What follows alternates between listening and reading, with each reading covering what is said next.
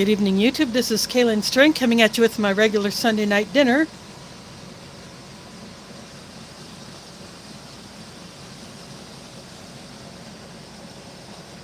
And I am, again, stuck with this vertical stream even though I set it up to horizontal. Hold on a minute. Congress, I'm leading the fight to ban China from owning them. Sorry, I fired up my channel on my tablet and I had to mute the audio.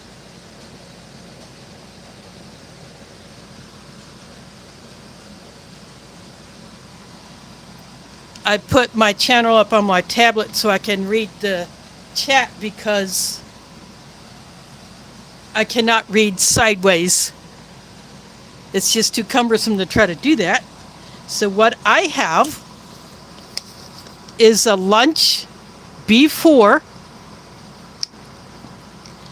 This is one of the two that I had bought from an eBay seller who had those rations already in the US, and this has the best buy of this year, 24. And from what I looked up, I think this might be a bit of a fishy one.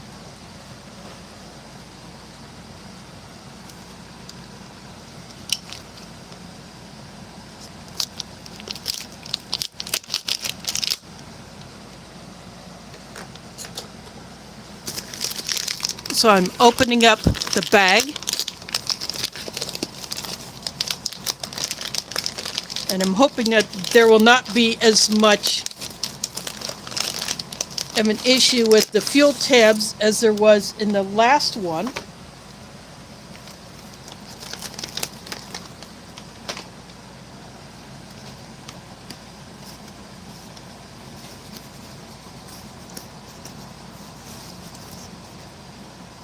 Looks like there's a little bit of something that happened to this box at the packing facility. So open up the box as usual. This is the information sheet that comes in all of these Spanish rations. Has in Spanish and English.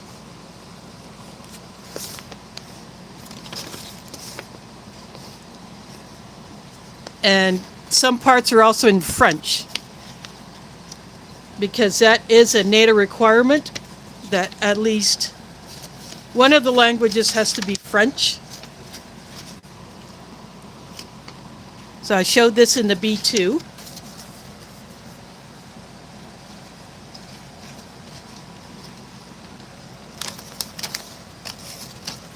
So I'm going to tuck that back into the ration bag. So far I see spicy tuna rolls is here.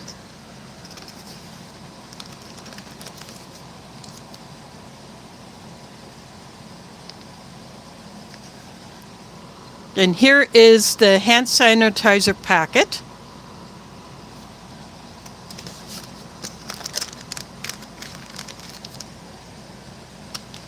This is the same vegetable soup as in the previous Spanish ration that I opened up. I had a feeling that there would be a soup, so I went ahead and brought in a bowl.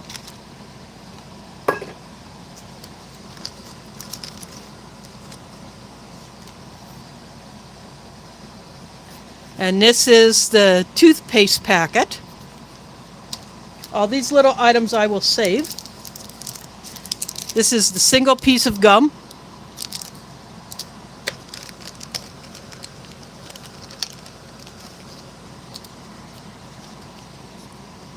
And these matches look a whole lot cleaner.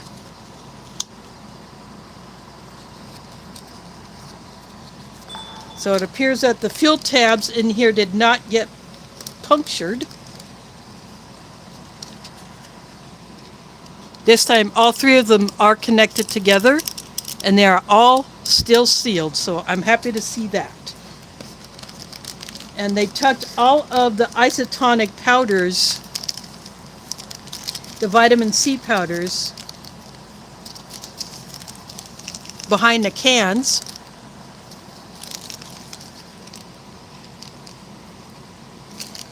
And I'm going to try something different tonight. I'm going to put 2 of these in the drinking jar.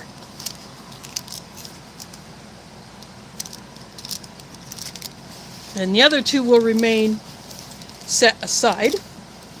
Now I will pull out the cans.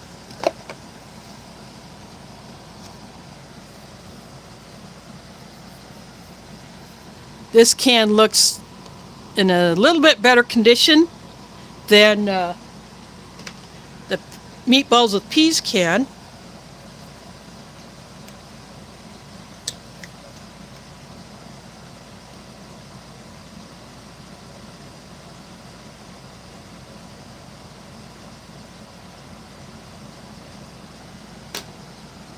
Oh, did I open up the wrong one? Nope, I opened up a B-4, but it appears to be the same. I thought this one would be all fish, but no, this is a beef.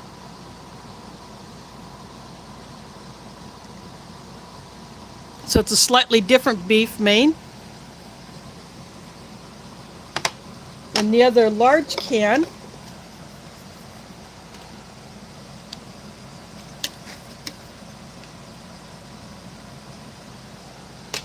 it's the same fruit cocktail. Again, this can is in perfect shape, didn't get dented.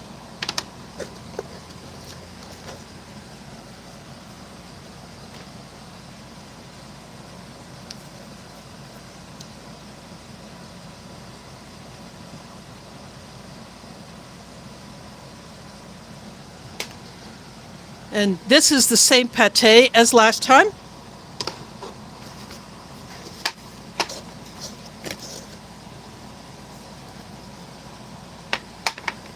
I'm going to go ahead and get the stove plate and the tissue out of here.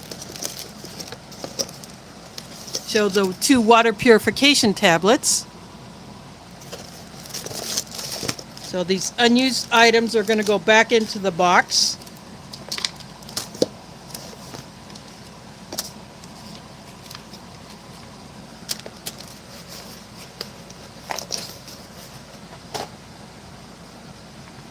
Then this oval can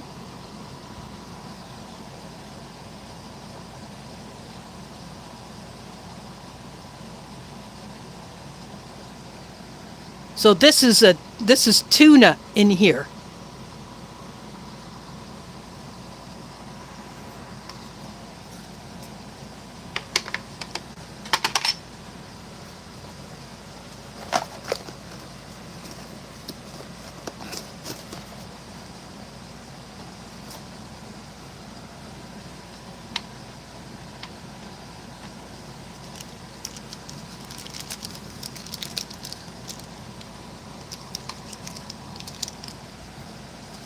I forgot to bring my water bottle in, so I am going to do that real quick.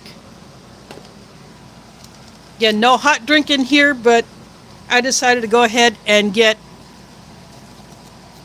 a tea bag just so I can show off my delicious mug.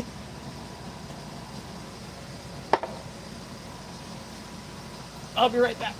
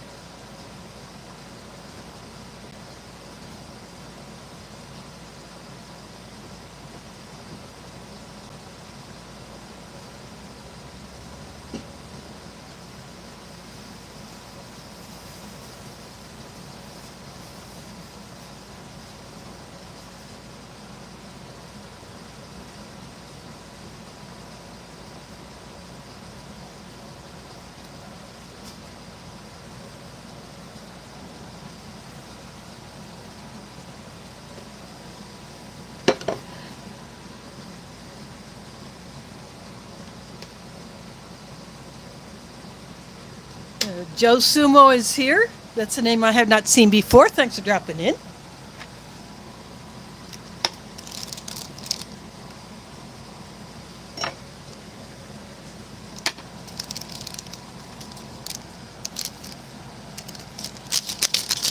Turn notch is way down here on this packet, so want to make sure I shake the powder all the way down.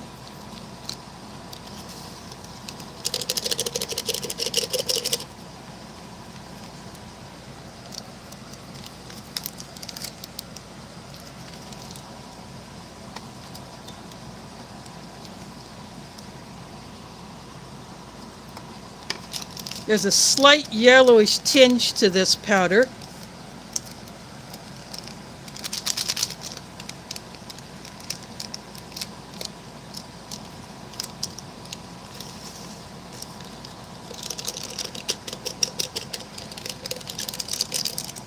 These powders do not say at all how much water to use.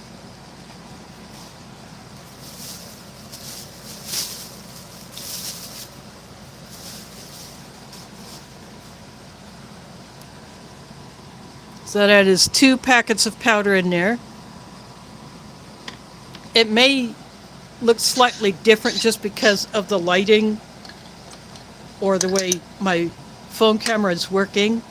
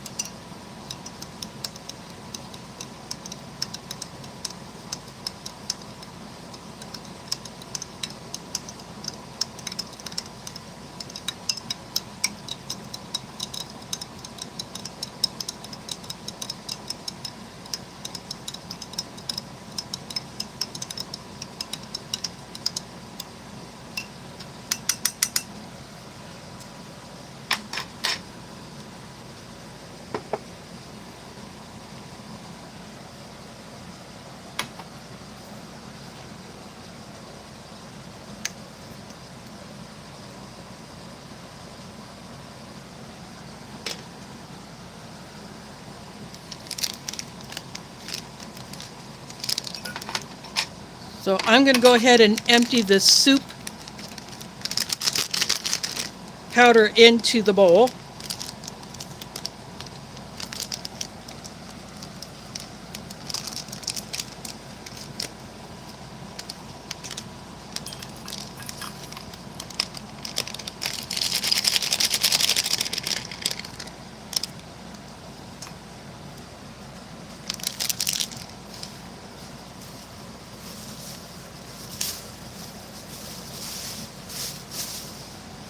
I have a plastic bag off to the side that I'm using for my trash.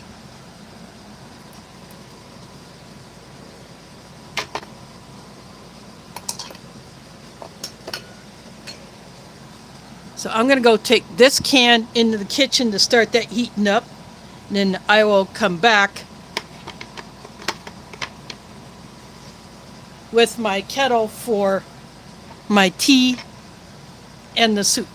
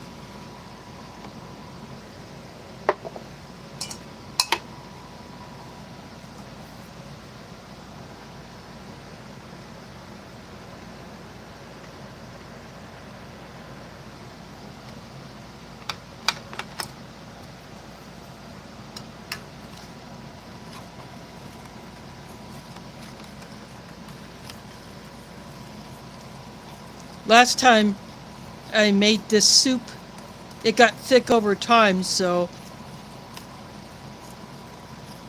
plus it was pretty salty, so I added a bit more water.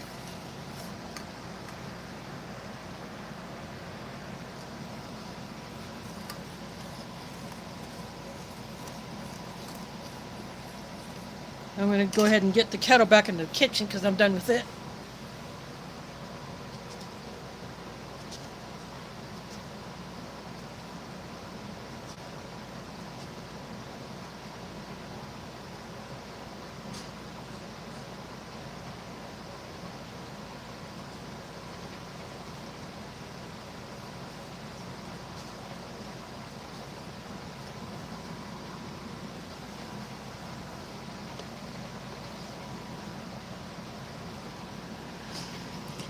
Okay, I'm going to look at the chat. The Carlos Perry is here. LC is here. Thanks for dropping in.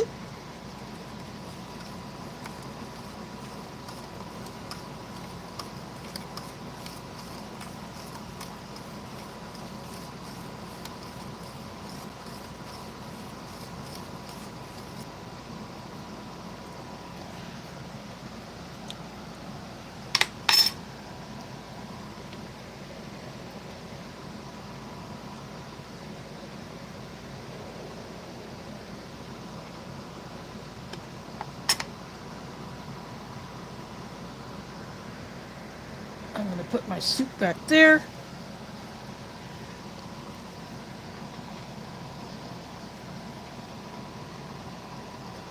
I'm going to start opening up these other cans.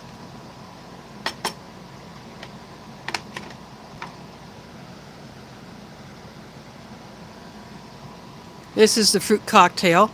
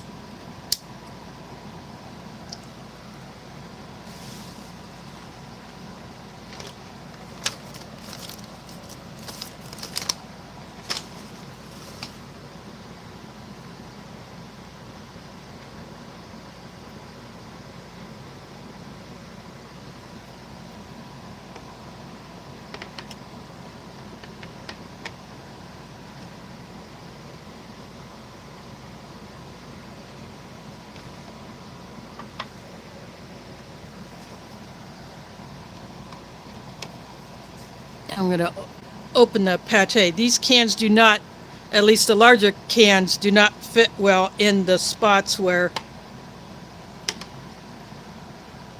I'm putting them.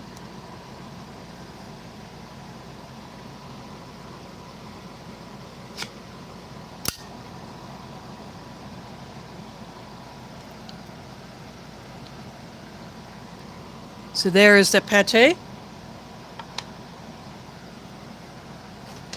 I'm putting the can lids into the ration bag.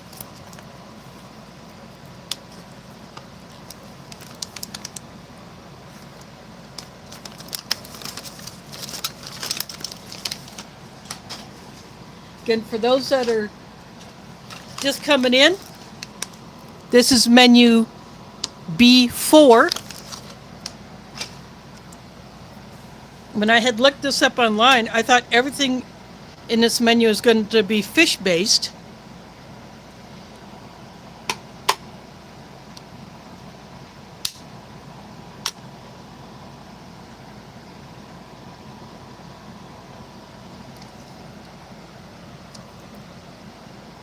Now that one definitely spurted back at my hand.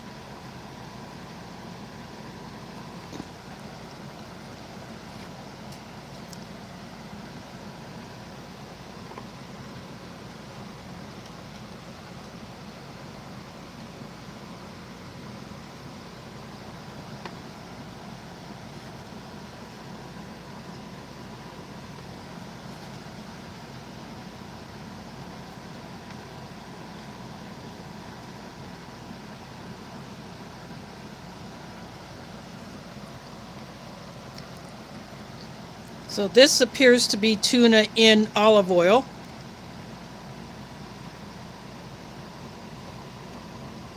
Or some kind of oil.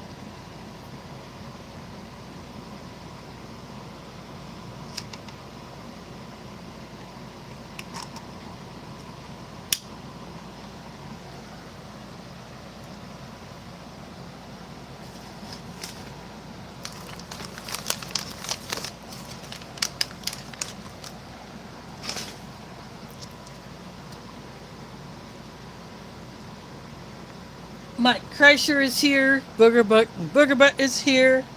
So there is the tuna.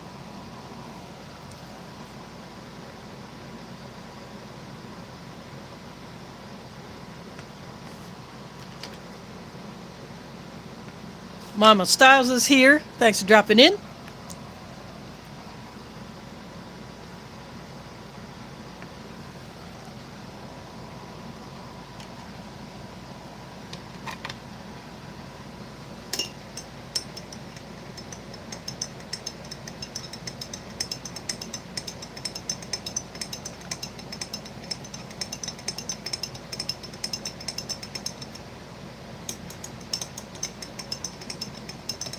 I'm giving the drink another stir.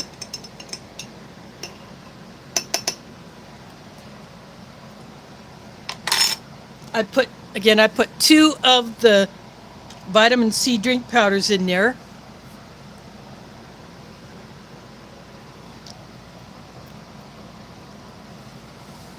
Somewhat close to maxing out my drinking jar.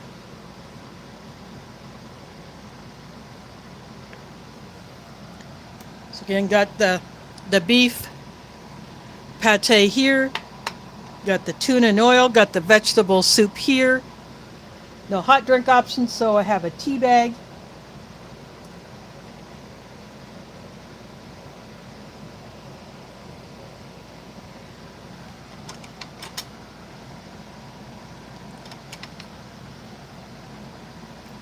I got the fruit cocktail here. I'm just leaving that in a can.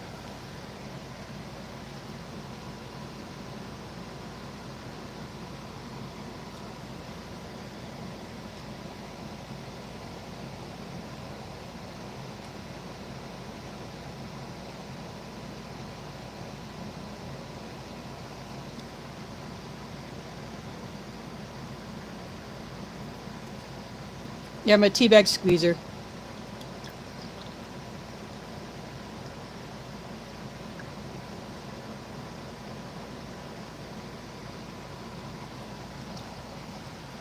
Because I don't like to waste any of that liquid that's absorbed into the tea bag.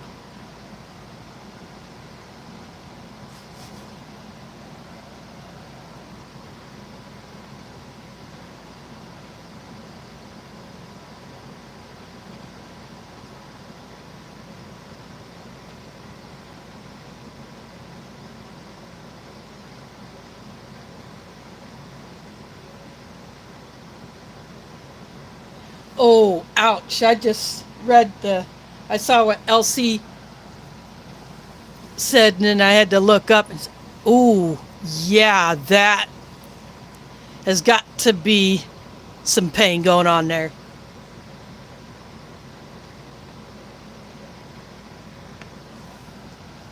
So I am going to go ahead and get the main entree out of the pot, and I'll bring that back in to open it up.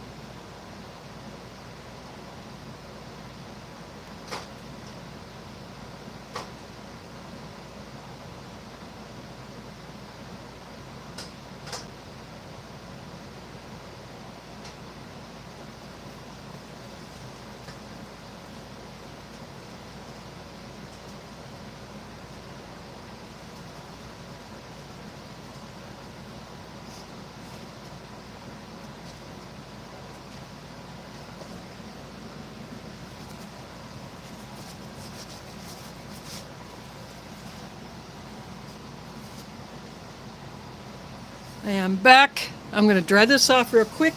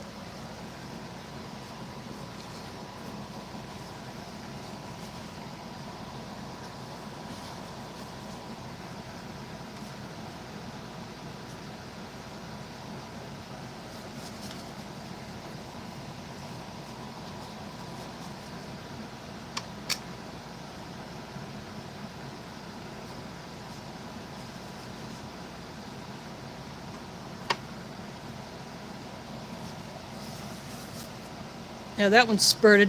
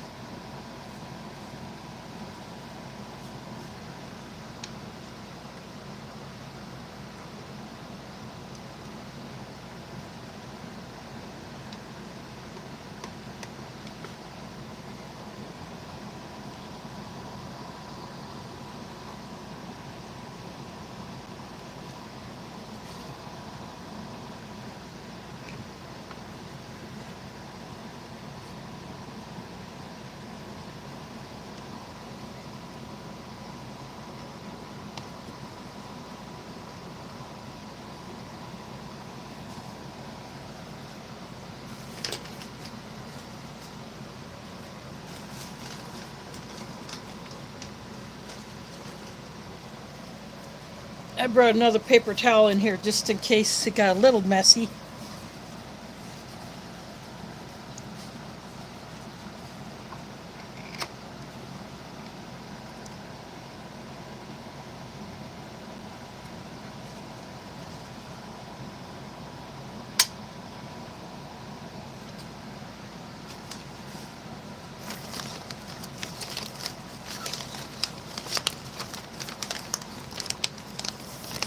Again, this is menu B-4.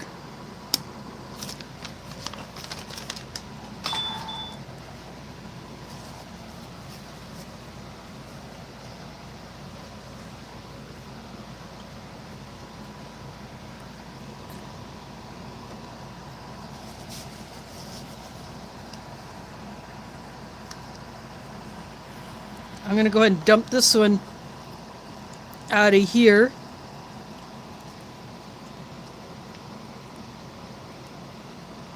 Again, instead of beef meatballs, it is a stewed beef with peas.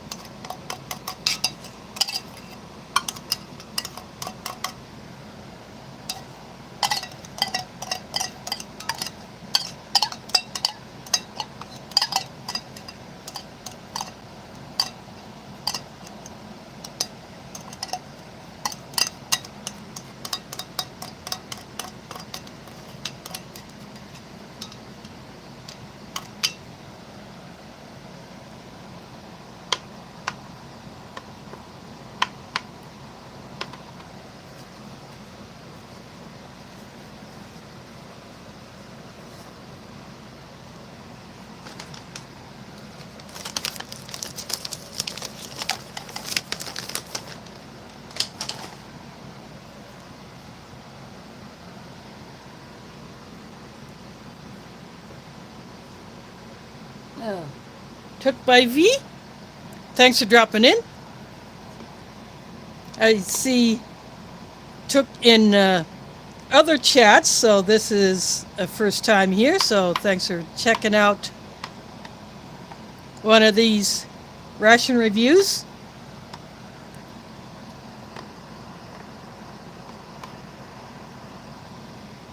Get a close-up look at that piece of beef.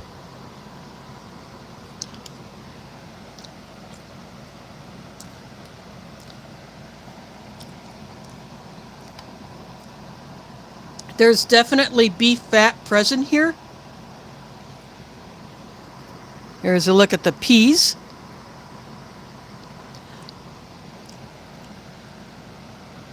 The peas are basically the same as they are with the Spanish meatballs.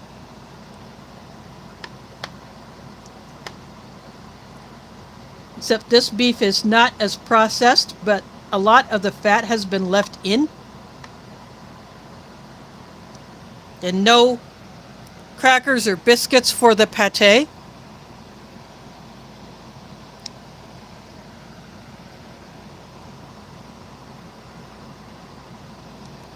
Sometimes a Spanish soldier will get an extra pack of biscuits with their breakfast ration. That's usually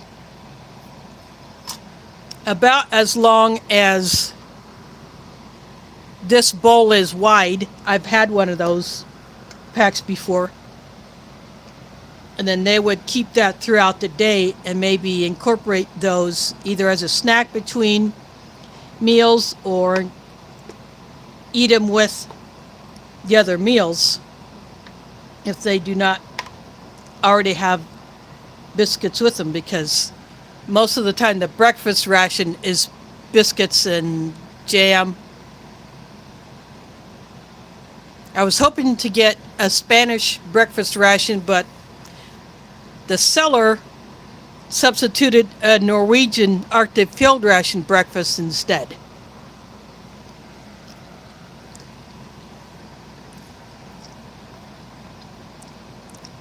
But the Spanish breakfast rations almost always have coffee in them.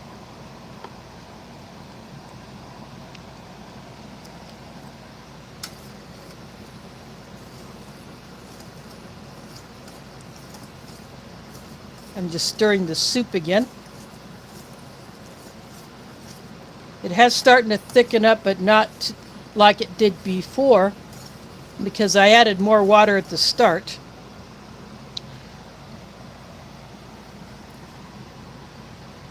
There's Mama Styles dropping that super chat. That's much appreciated.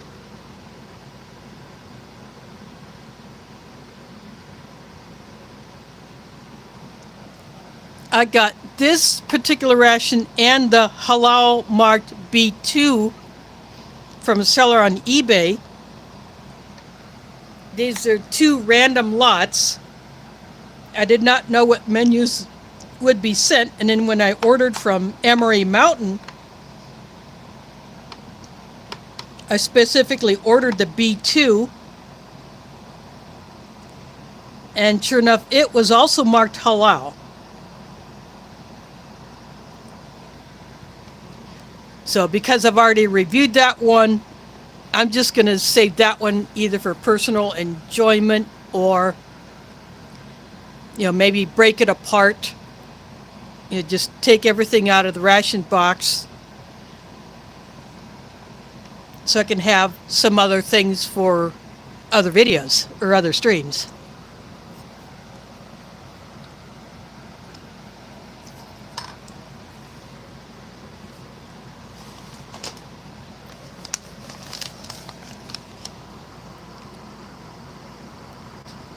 So this is lunch. Some may be marked dinner or supper, but they would be interchangeable.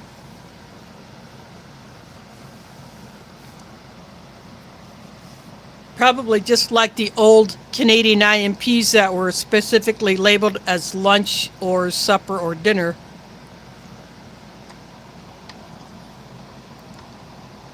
But that went away with more recent productions of the IMPs.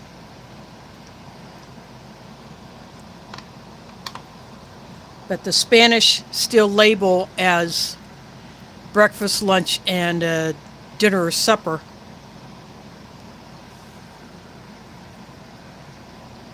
It's a lot harder to get Spanish rations from overseas without them being pilfered, and I got lucky this time. Mine did not get raided.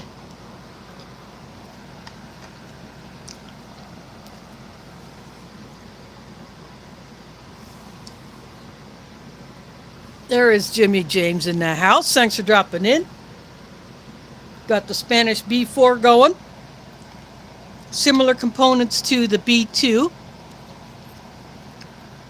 Same vegetable soup. Same beef liver pate. Same fruit cocktail. And in the drinking jar, I put 2 of those vitamin C powders instead of just 1, and I added just a touch more water.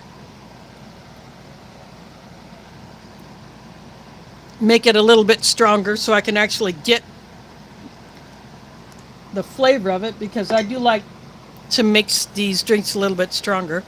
Again, no hot drink options, so I got Katepa Pride Kenyan black tea in my Delicious mug. And shout out to Delicious, my Polish brother.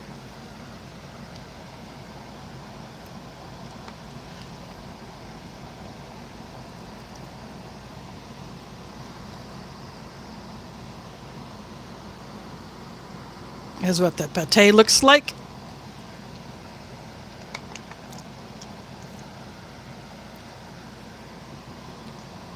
I really do like this pate. It's not too overpowering with the liver flavor. It's got some other seasonings in it.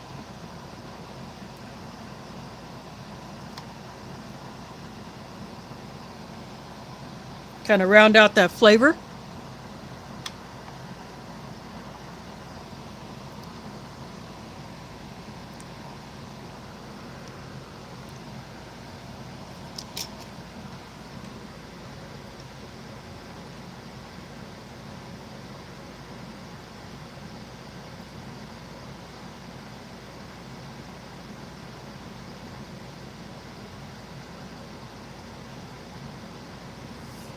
Yeah, the problem with ration storage is, like any other longer term food storage, the cooler, the drier, and the less light, the better.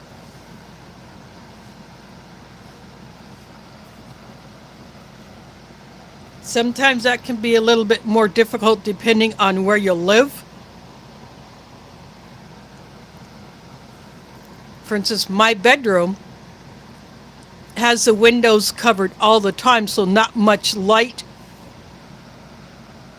gets through there. Not completely blacked out, but not a whole lot of light either. So I don't have an actual pantry because my apartment is very small.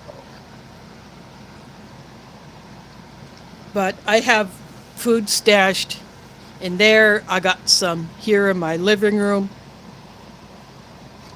I just have to put it where I can.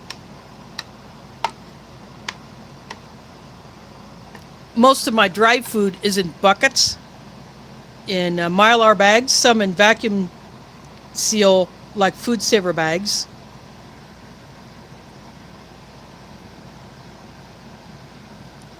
But most in Mylar. And so that's how I have a lot of that stored. I also have some in larger totes, you know, the rectangular totes, and I have some couple of underbed totes. And then I have cans under there, you know, under my bed, so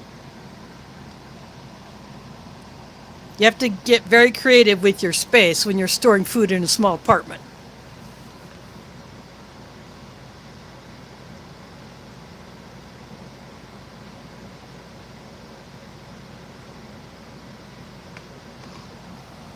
Well, I am on an upper floor, but because I also like it dark when I sleep, especially if I am going to sleep in, or during the summer when the sun comes up so early. I can't stand a whole lot of light when I'm sleeping. And one thing, when I slept in the teepee at the White Eagle Multicultural Powwow last weekend, the fabric of the teepee was not a very thick fabric. In fact, it had some holes in it and it will need some repair. Plus, the smoke flaps were open, which is the way they set it up. And even when it did rain, it didn't come in and get either me or my craft partner wet, because we kind of struck towards the sides instead of in the middle.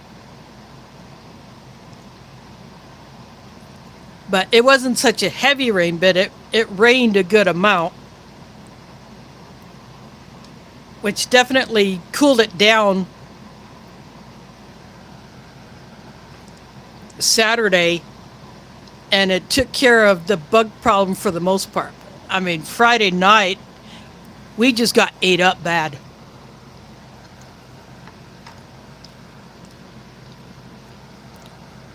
But yeah, a lot of light was coming through that teepee.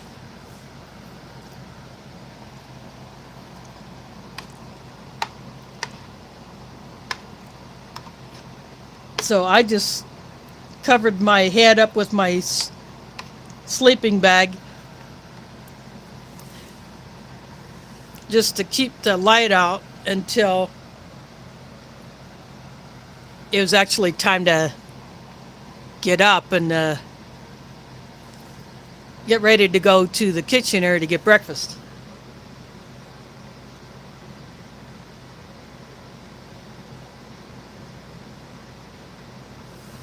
Yeah, unfortunately,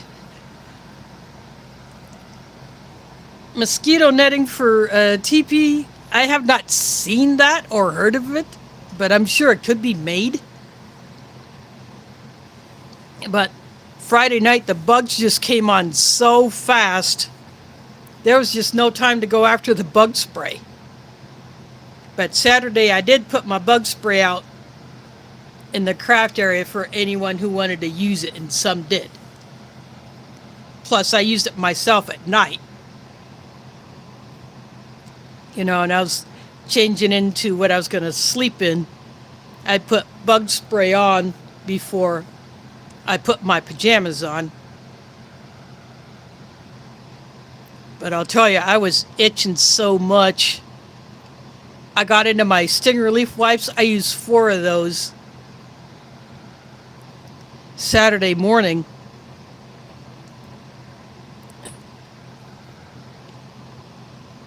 And that didn't help a whole lot, but I decided not to completely deplete my stash of those sting relief wipes in case someone else needed them.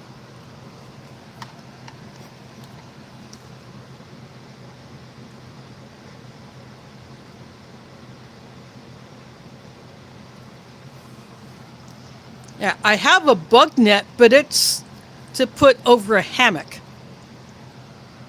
And I don't think that would have worked too well with my cot. But a cot net would be something pretty cool to have.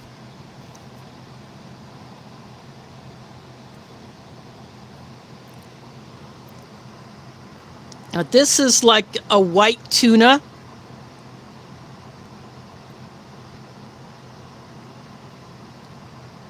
I'm not sure what species.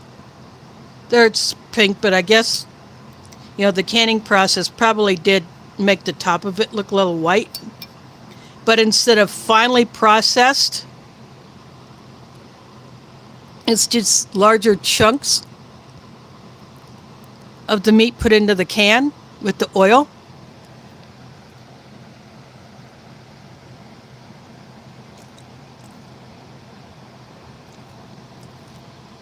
I don't think this is even olive oil.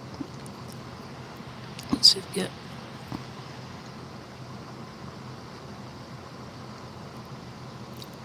It could be a light, very light oil.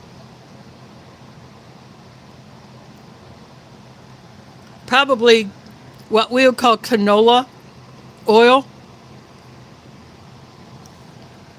It definitely does not taste like olive oil.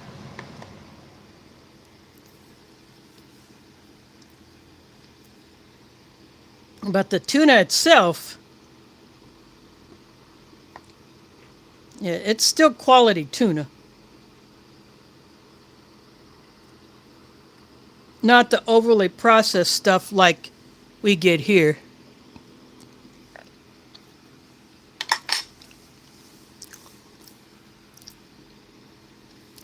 Yeah, heavy on the protein.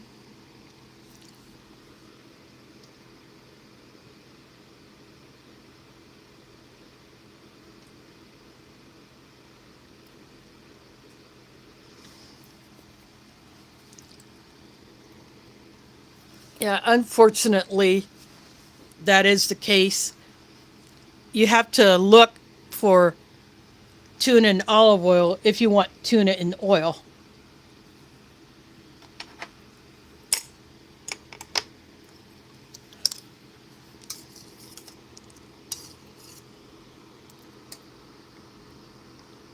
These are bits of crouton here.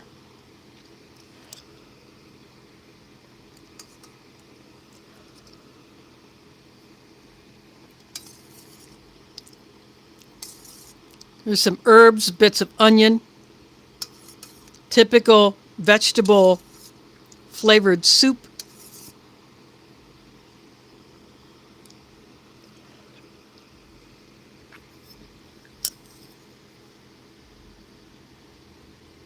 And because I added more water than what it actually calls for, it doesn't taste so salty.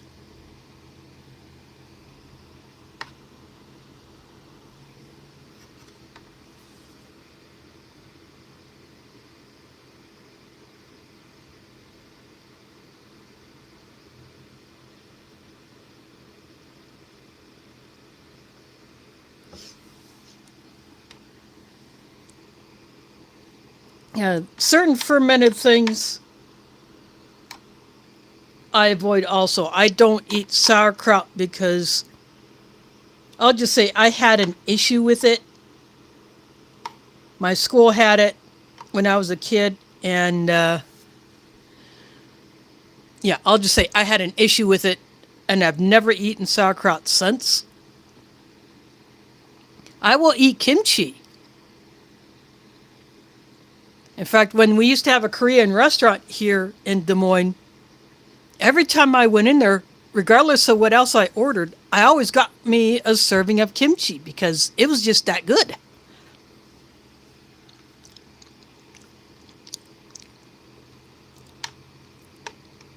Then a few years ago, I won a giveaway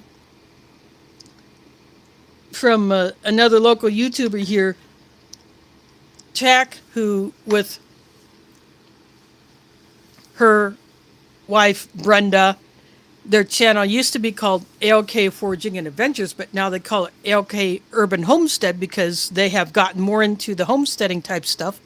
They have chickens, they have enlarged their garden, they do smoking, they hunt,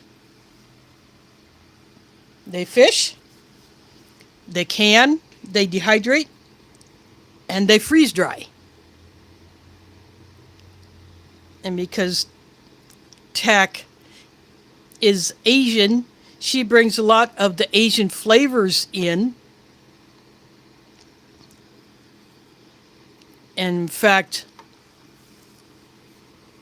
they have brought back their fundraiser for diabetes research, where she makes egg rolls, lo mein, and the fried rice.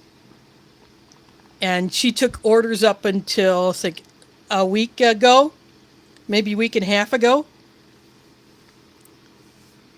And so now she is making up the egg rolls or that she will then cook closer to the day that people can come and pick it up.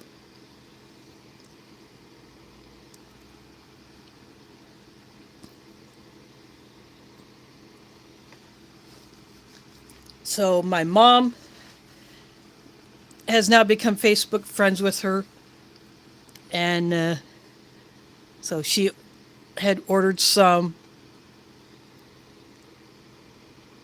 So one of my sisters will have to go take us over there to pick up our orders and pay her there. You know, I have camped with Tack and Brenda several times and get to hang out with their little dogs, Miko and Sissy.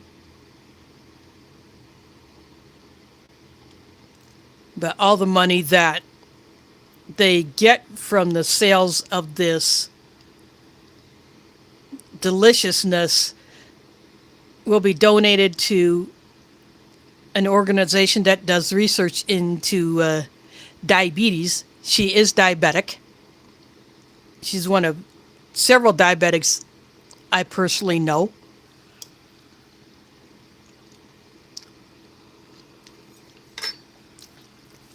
She has not done this fundraiser for a few years, but then she decided to get back into it. You know, people wanted it. And so she decided to go ahead and get the giant bowls out and just go to it.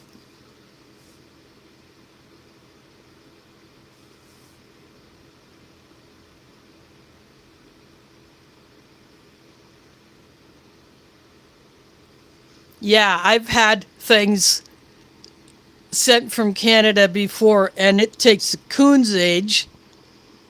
But then once the U.S. Postal Service gets a hold of it, sometimes the packages can be pretty messed up. I'm going to have a drink of my tea.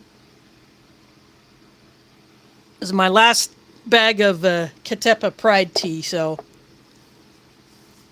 that's one of my favorites that I get from Hillog Groceries, so I'll have to get me another box of that. Or I may choose to get another box of tea, because once it gets colder, I'll be drinking the hot tea more.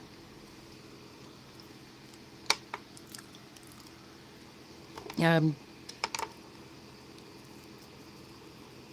going for some more of this pate. It kind of has a flavor of the Braunschweiger, but better.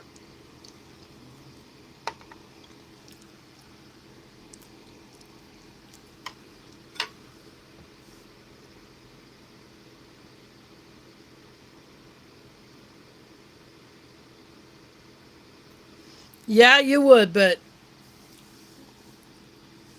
nope. I've also had issues with UPS and FedEx packages get rough handling.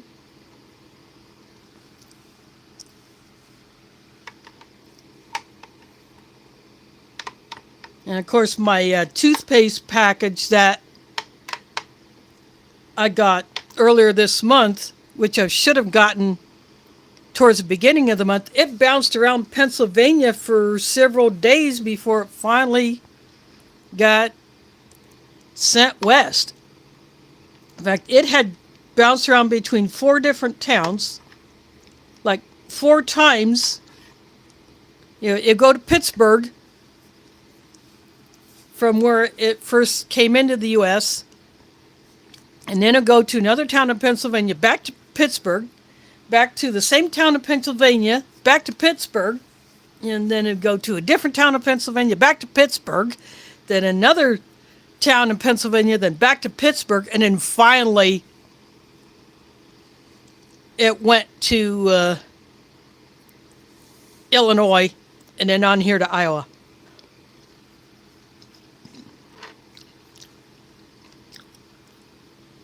I have no idea what was up with that.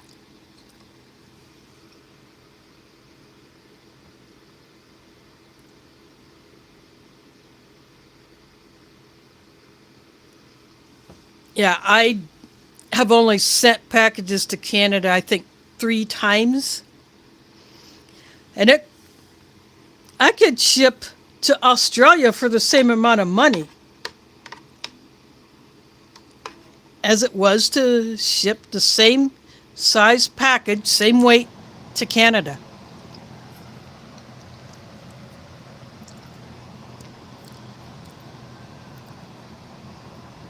I just don't get that at all.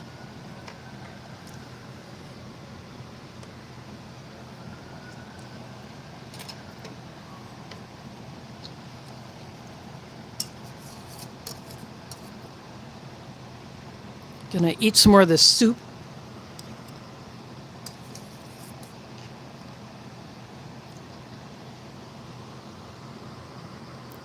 You can see the bits of herbs in there.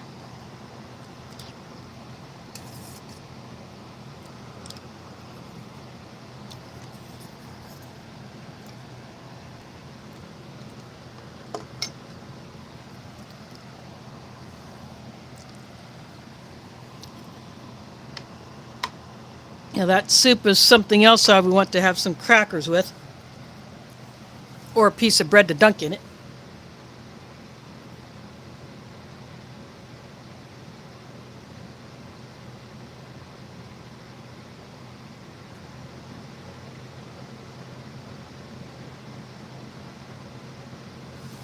Yeah, we've had that happen here where a package, or no, it was a letter that was put into my mailbox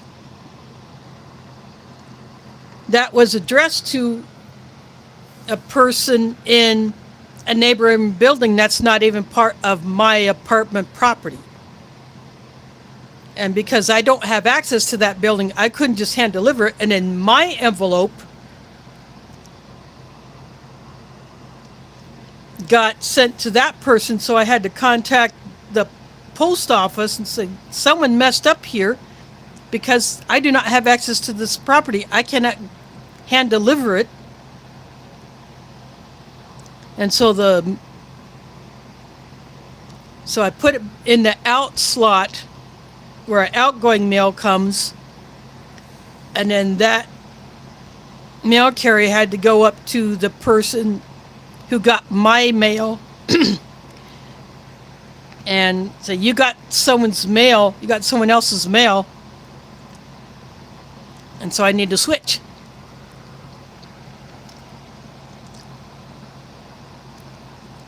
And because we do not have a secure location for leaving packages, we're constantly telling delivery people not to leave things on the steps because it will get stolen. And if I see a package that is on the steps and I'm right there, I will take it inside and I will take it to the apartment where it belongs to. And the last time that happened, the person who was expecting packages actually came down the steps and said, I just brought these in because, for one thing, it was hot outside. I didn't want them to get cooked because they're out in the direct sun. And I didn't want them to get stolen, so I brought them in. She looked at them, oh, those are mine. So she got her packages.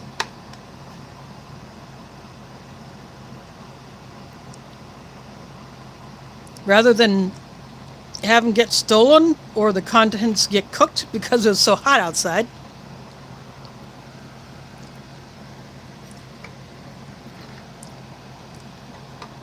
So if I can do that, I can. But not all delivery drivers will follow delivery instructions. Like, we tell them that because it's a secure building and we do not have a safe place to leave things, we don't have a door person like some one company thinks we should have, that we should be at all the entrances at the same time to wait for a delivery, which is impossible. I'm eating some more of the tuna. Yeah, we tell them, you got to contact us. Either call or text us to let us know you're there so we can come down and get the item. Otherwise, we miss a delivery even when we're at home.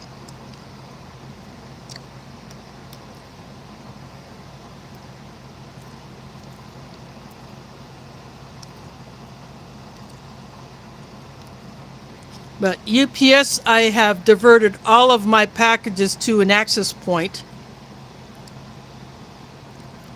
So I don't have that issue. I have a harder time doing that with FedEx because I just can't set that up as a permanent thing.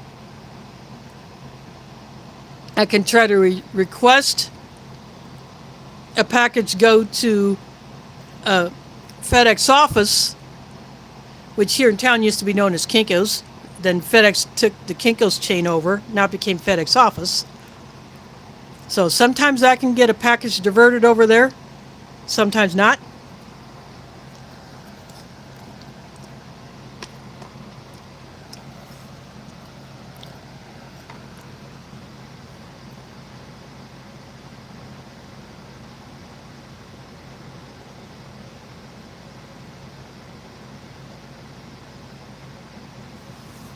Ooh, ouch. Yeah, ants are not fun. I've had that issue in other places where I've lived.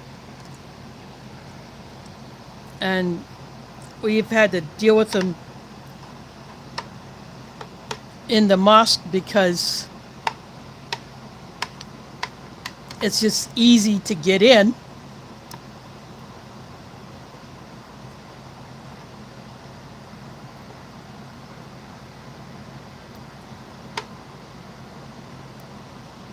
But I don't know if you've tried putting coffee grounds around the outside of your house to try to keep ants away.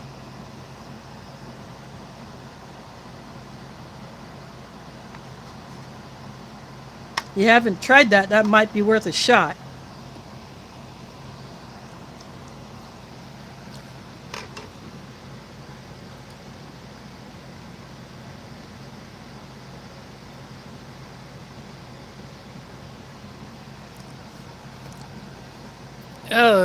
You dodged a bullet with that hurricane.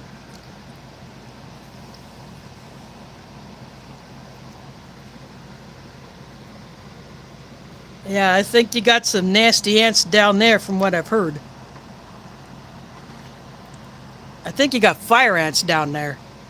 I know fire ants are in the southern U.S.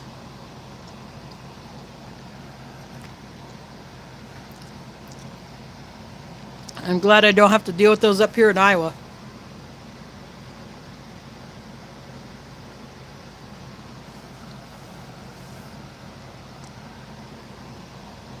Yeah, so more storms coming. That's all the more reason to get prepared so you don't end up like those who are unprepared and have nothing to fall back on. Because there are places where still roads blocked or washed out where vehicles can't move until that's cleared up.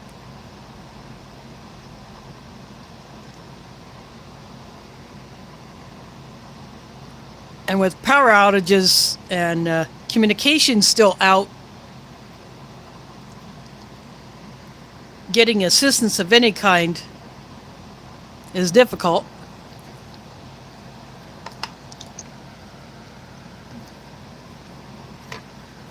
That's what we faced back in '93, and when we had that so-called 500-year flood. Of course, cell service was not as much of a thing as it is now.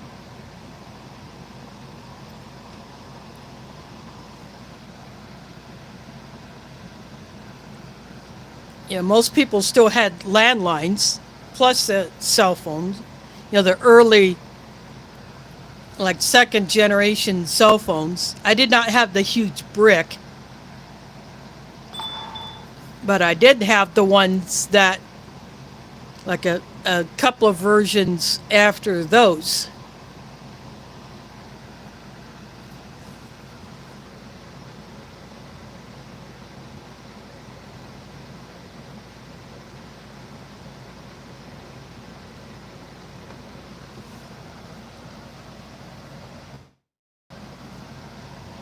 Yeah, if you can spot those and do a little something.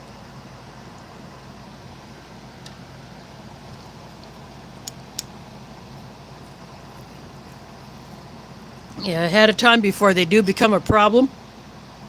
Yep, that's when you deal with them.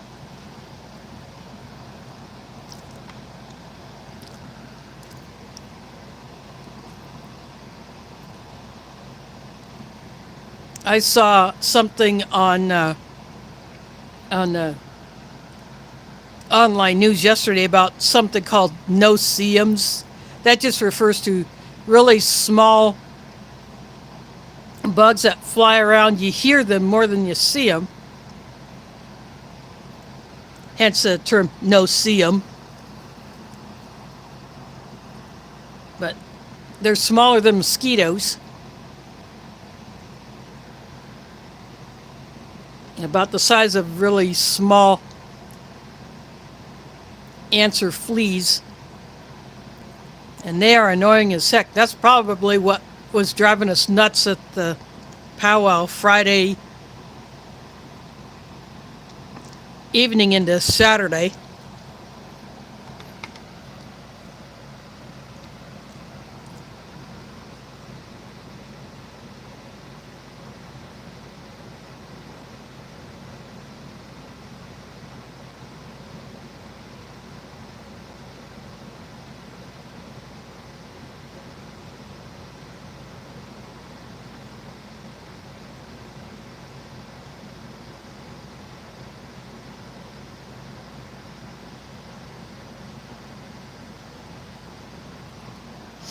Yeah, I have seen a few reviewers open up Turkish rations.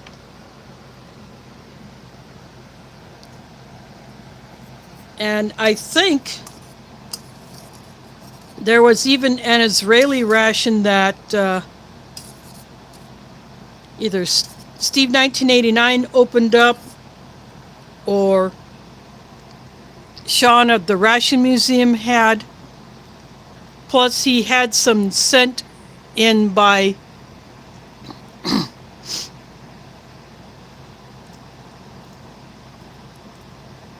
a guy in Israel, along with some other items, when Sean was doing the weekly Ration Museum streams.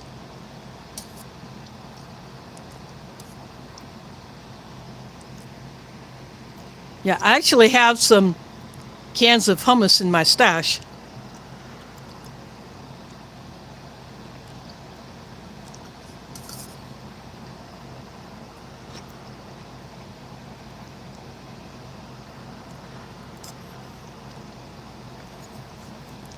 Yeah, it shouldn't be too much to put some of that in. Or if you get a halal MRE, you can put a pouch of hummus in the bag.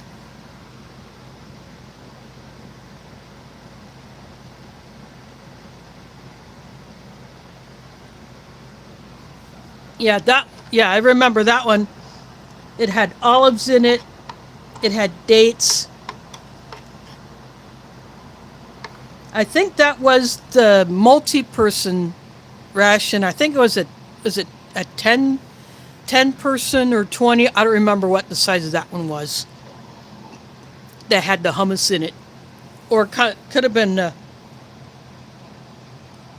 different one, a single person ration that had the hummus in it. But Yeah, that hummus did look pretty good.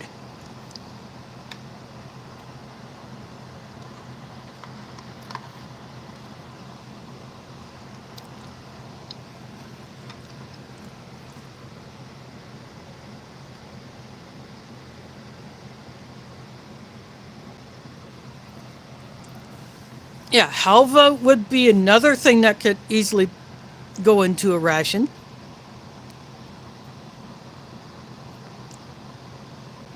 I would love to see more Middle East rations come up.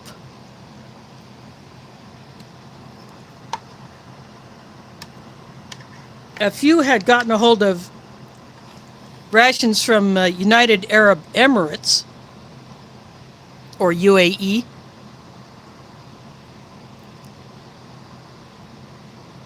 I would have loved to get my paws on one of those.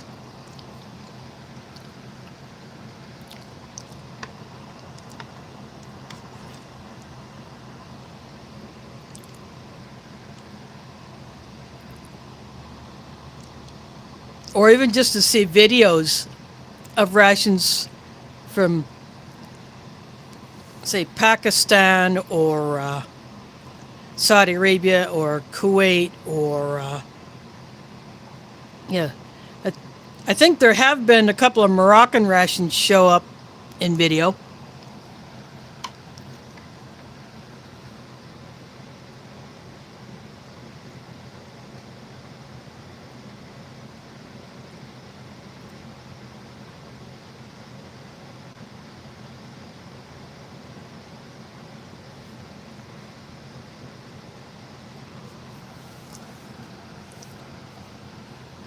Yeah.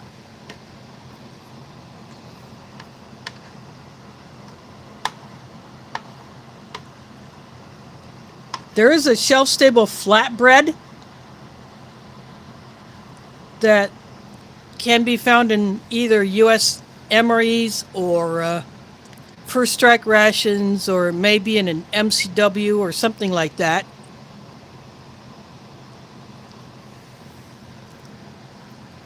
Earlier this summer, I got 3 of those. I've eaten 2 of them already. I'm holding on to the one because I went to show it on camera.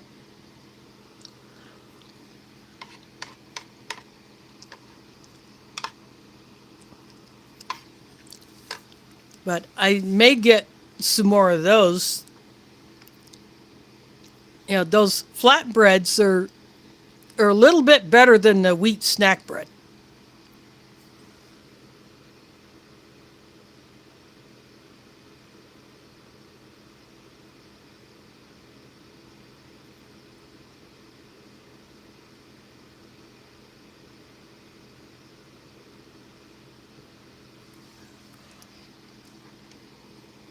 Yeah, always good to try new things.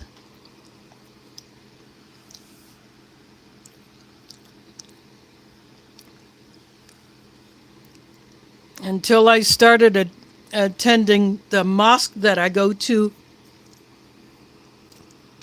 there are a lot of things that I had never even known existed, let alone had.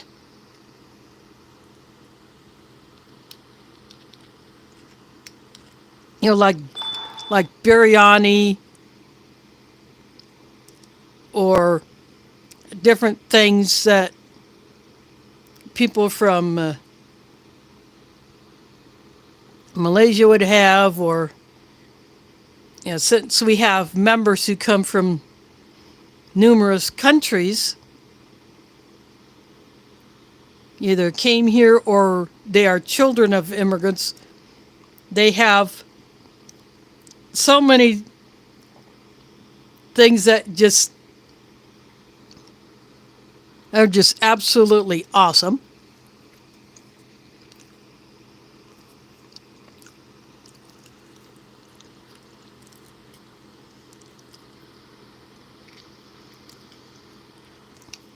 I'm eating some more of the tuna, by the way.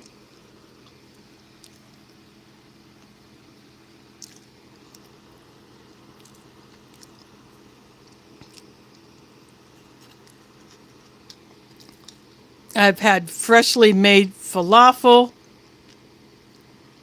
right out of the frying oil. Samosas, which some also call sambusa, two words that mean the same thing.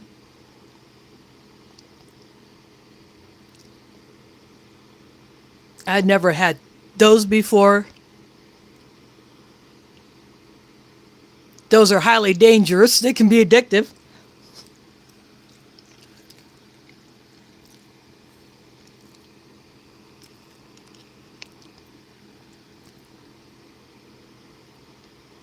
But I have really enjoyed widening my palate, trying so many new things.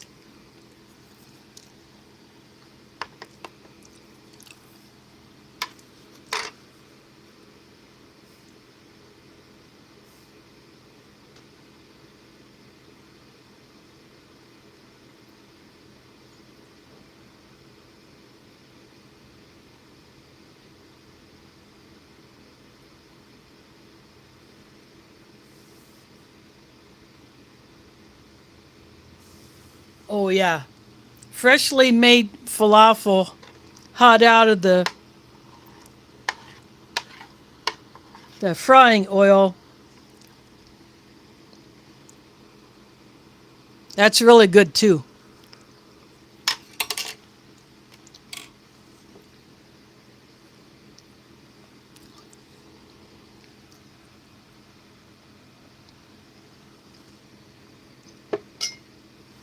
Another thing is called pakoras. It's bits of potato and other veggies mixed into a batter, kind of like a mini fritter.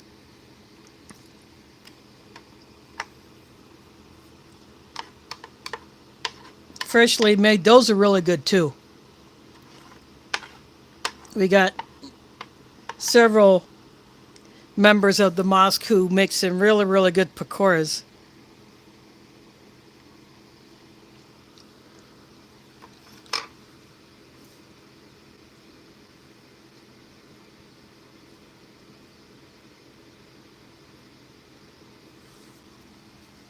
Oh, yeah, DeCarlos, you really should go try it. You should find. I bet there are food trucks there in DC that do Middle Eastern foods. You could probably get some freshly made falafel.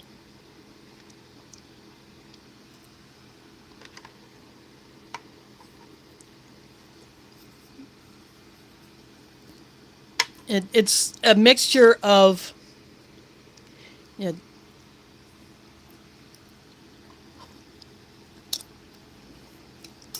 it's kind of like, it's hard to describe, but they look like a little puck.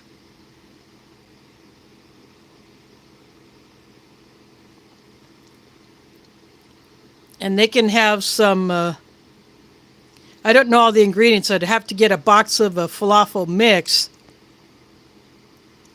But you could also look at videos of falafel being made so you can get an idea of what it looks like.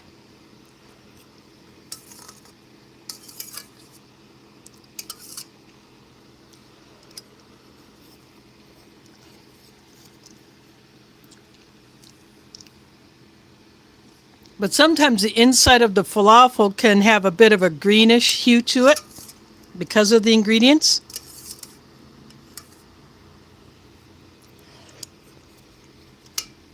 And sometimes it could be more yellow inside.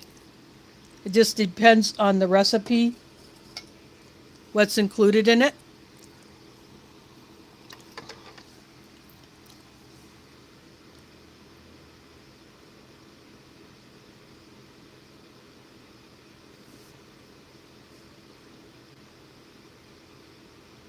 Oh, bugger.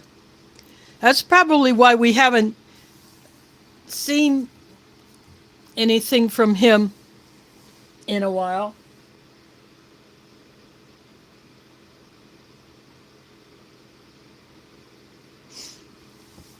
I did not know he was in that area. Or, in any of the areas that were hit by the hurricane.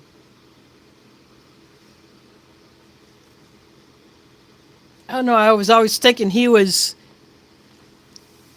more towards the west instead of in the southeast. I had no idea.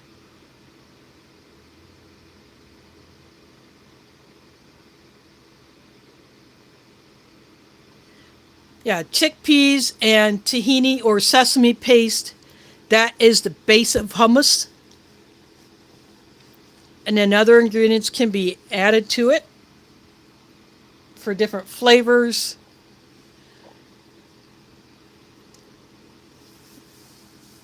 Of course, if you're allergic to sesame, then obviously you don't want to be eating hummus.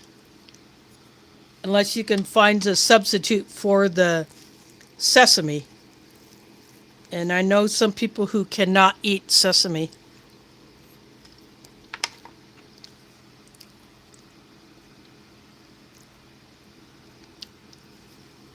As much as they would like to, they just can't do it.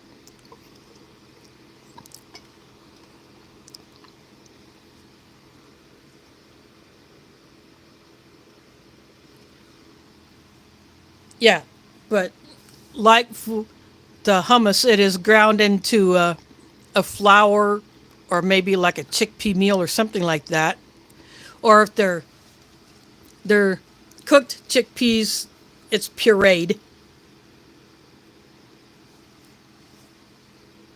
And then mix with the other ingredients.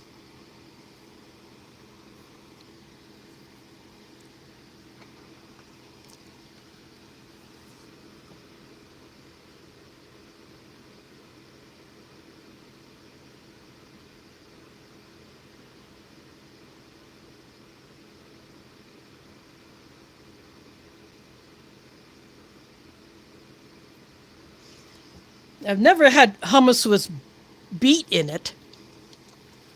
But the garlic, oh yeah.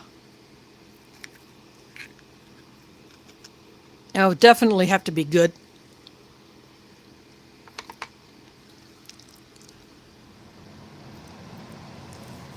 Down here, I usually like to get the roasted red pepper hummus. Or the sun-dried tomato hummus.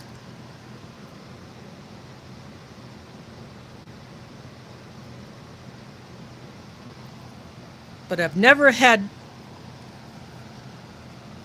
beet in hummus. I'd never knew of such a thing. I think that would be something that someone would have to make.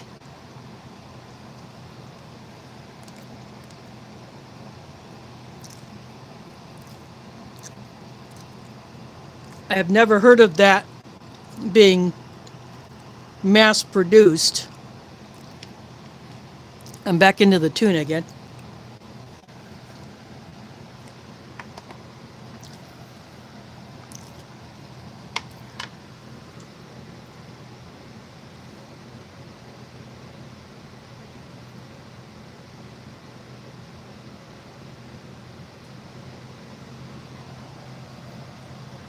I bet the sunflower butter would give it a slightly nuttier flavor. And then the yogurt would give it a bit of a tang, which probably sounds awesome.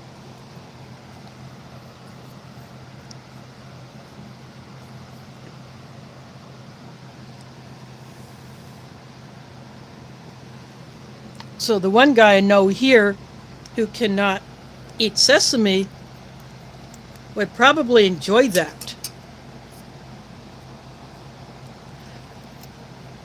I can probably basically just drink this soup. I've gotten all the croutons out of it.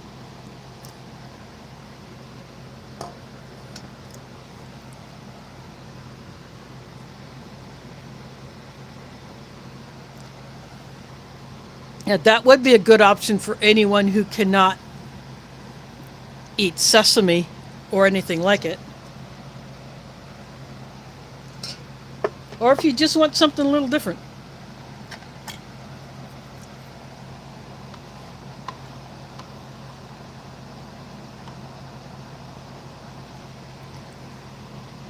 Don't have too much of the beef and peas left.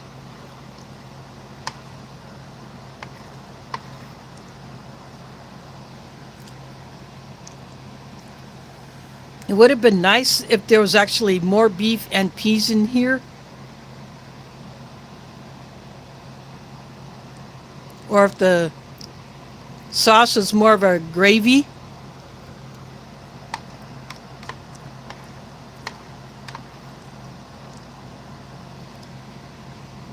But it's still pretty darn good.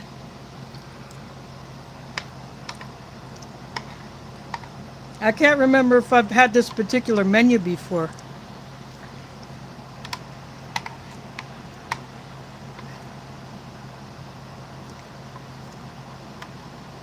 I would like to get the menu that had the squid in it.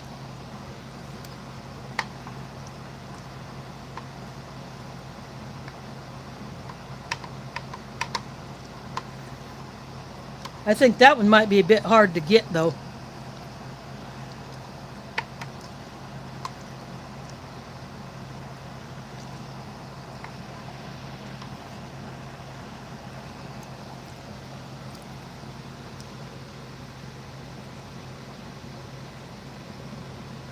Thanks for dropping in. Hope to see you another time.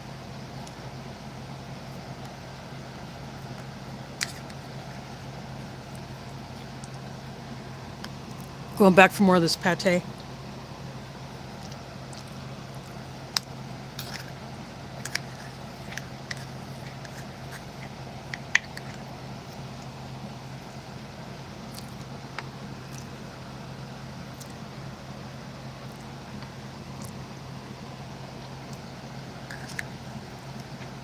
I'm gonna drop another ration order because I have that 90s beef with rice. Or no, not the beef with rice. Yeah, that was a long range patrol. But the 90s one, that transitional menu that didn't last very long in the lineup, I'm going to open that one up next Sunday.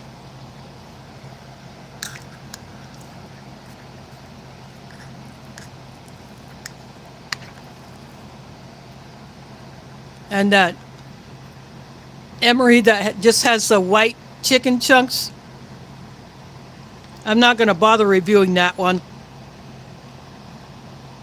So I'm going to be getting in some other rations. I've been poking around, seeing what seems interesting.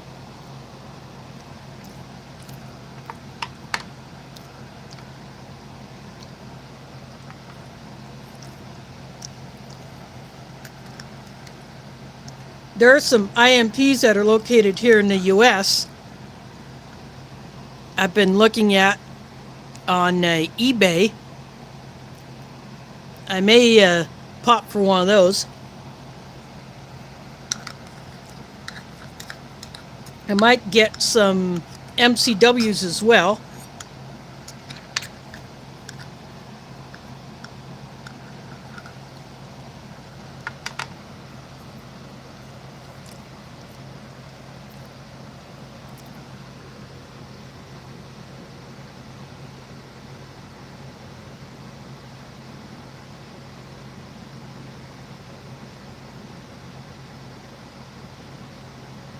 Thanks for dropping in, Dave.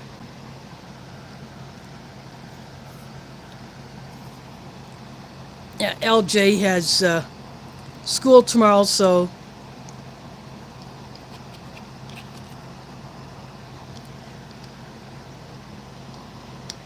he makes it into some of Dave's videos when he's got the time. Plus, LJ is doing whatever sports he likes.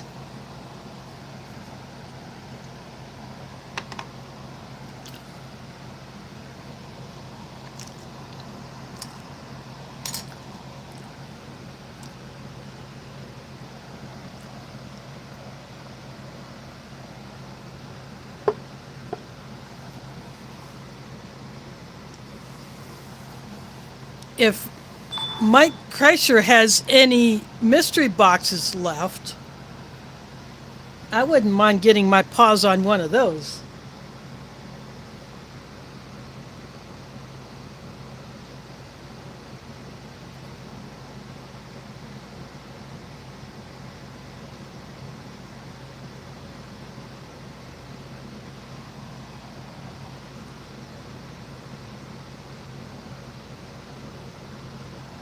I don't know if he's still here. I haven't seen him drop any comments in a while.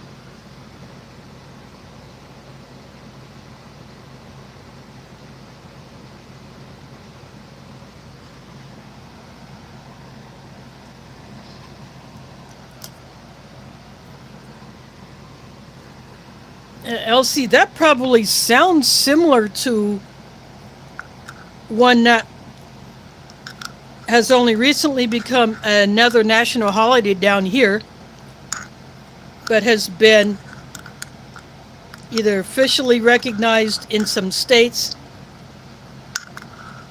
or just something that people did that we call it Juneteenth down here. June 19th is usually the day.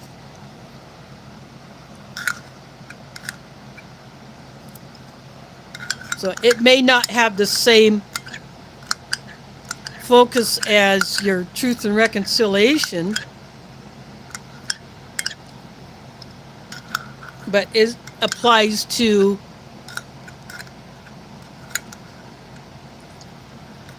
the civil rights history here.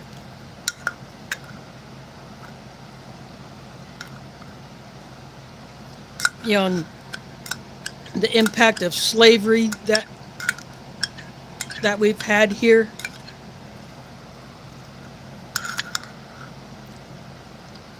So as of this year, Juneteenth was a nationally recognized federal holiday. So, no mail gets delivered. Federal offices are closed.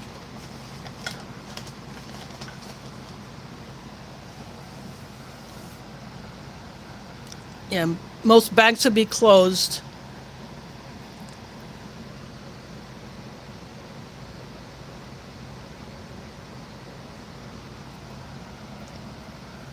Yeah, it sounds something like what, I don't know if South Africa has a day specific for that, but I'm guessing it would be somewhat similar.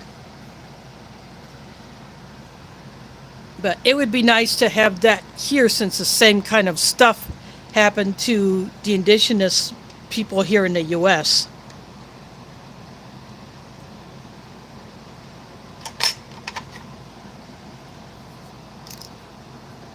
So it's cool that you have that up there, and I hope that it's treated in a respectful manner.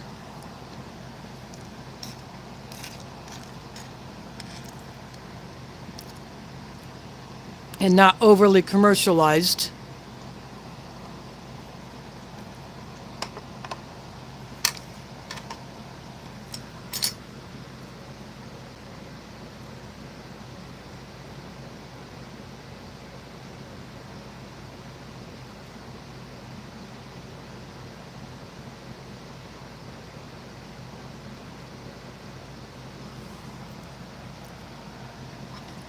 Yep, one of my Facebook friends from Canada, she'll sometimes put the orange Every Child Matters logo up as her Facebook profile picture. She has a half brother who, I don't remember what tribe he is affiliated with, but he is at least half. I'll have to ask her what which tribe, but yeah, she is all about, you know, supporting the rights of the First Nations people.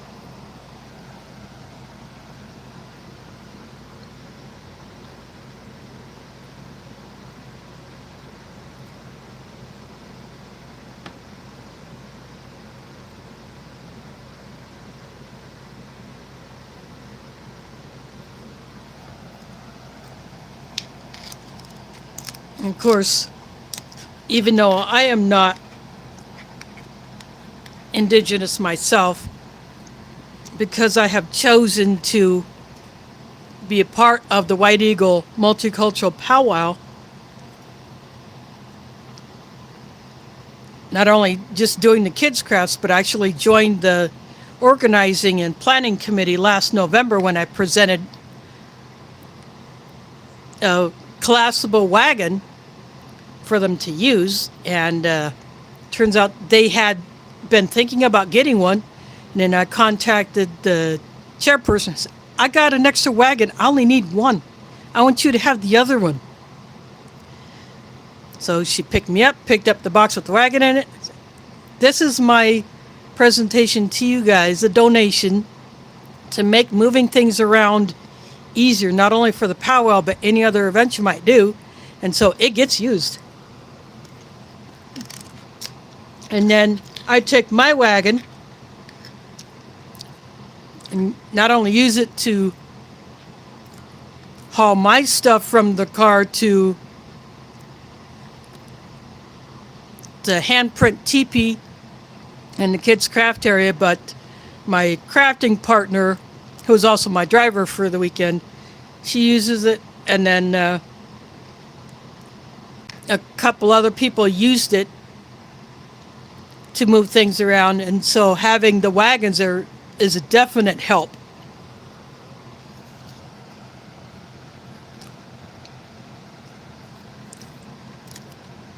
I put S's all over mine to distinguish mine, since they're both OD green.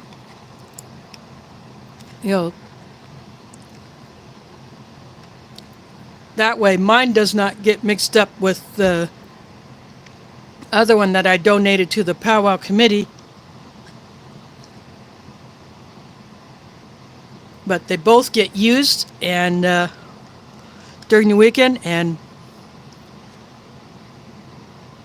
they're very happy to have it, and I'm happy that it's worked out.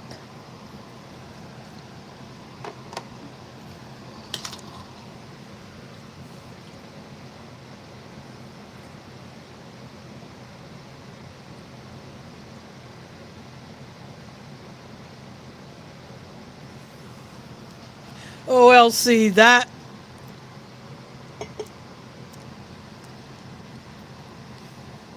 would be something for sure.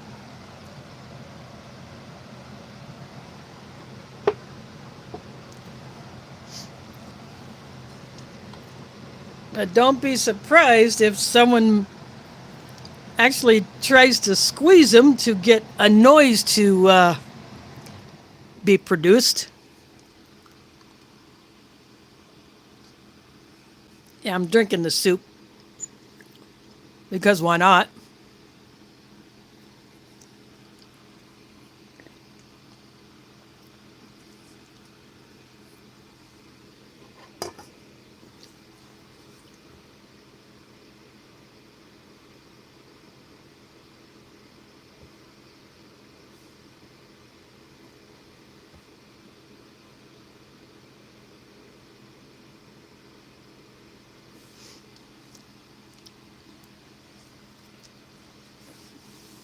Nope. I have another name for Taco Bell, and I won't say that. But I think you get what I'm thinking.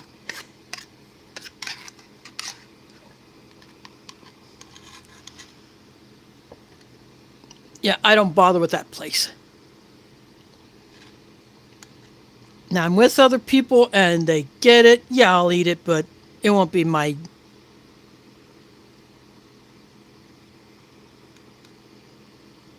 it won't be something that I would personally choose to do.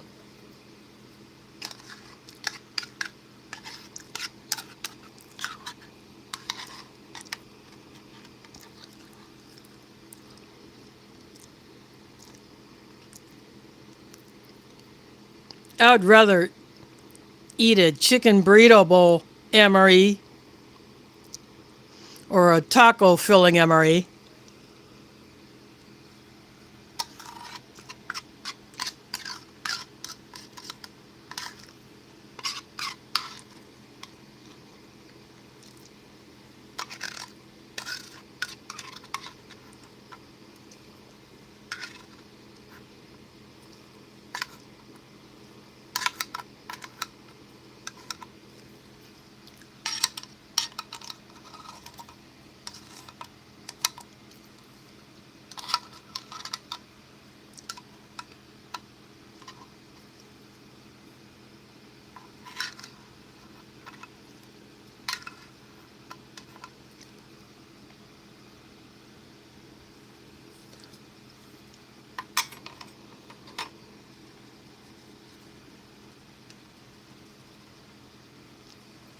I just dumped a little bit of oil onto the tray.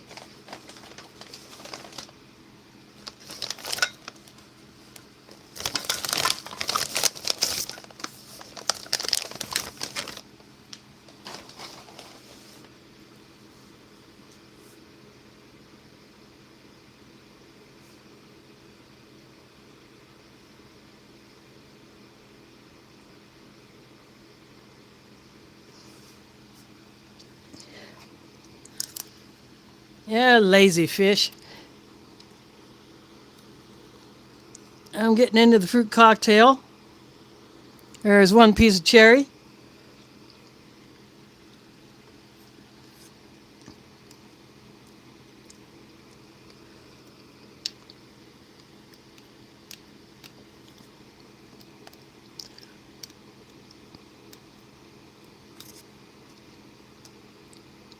See, a lot of the fruit has been, some of it's been reduced to tiny bits.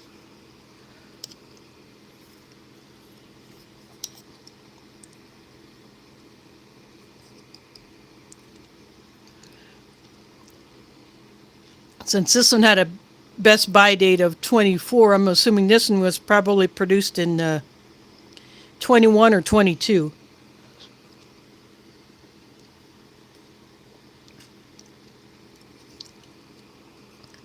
Just pears, peaches, maybe a grape, and one piece of cherry so far.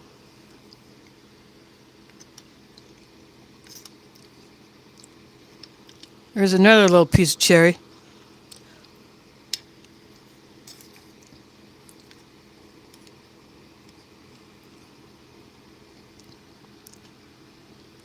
I would call this somewhat between a light and a heavy syrup.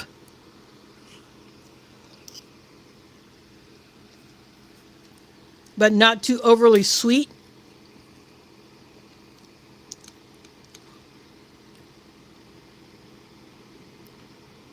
So I am happy about that.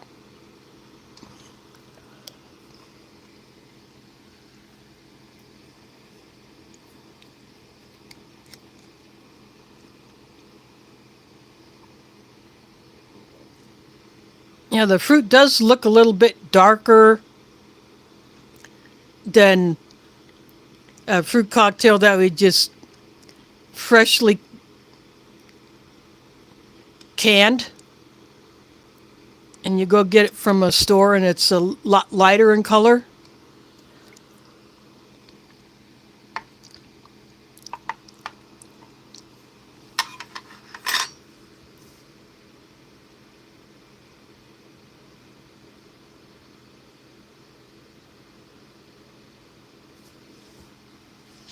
But other than that, it's still a decent fruit cocktail. I do enjoy eating it.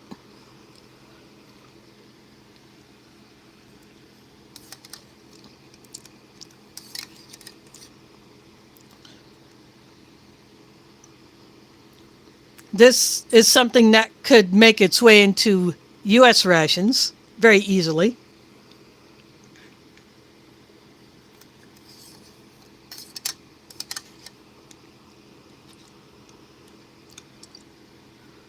After all, you get apples in a retort pouch. There's another tiny piece of cherry in there.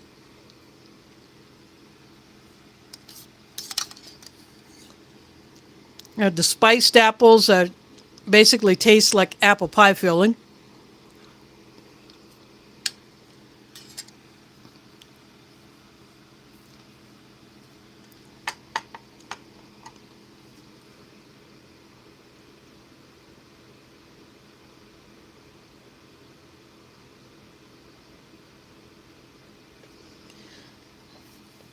Yeah, yogurt does mix very well with fruit.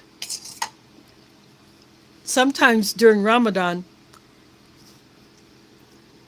someone will make a fruit mix that actually uses yogurt along with, say, a fruit cocktail, maybe some mango pulp, and some frozen fruit that may be added to the mix depending on what they feel like doing. And then that gets all mixed together. And then made ahead of time, it can be stored in the fridge until it's time to serve it.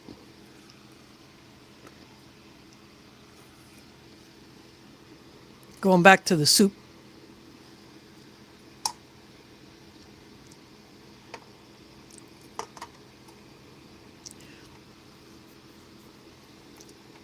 But yeah, the yogurt is very good paired with fruit.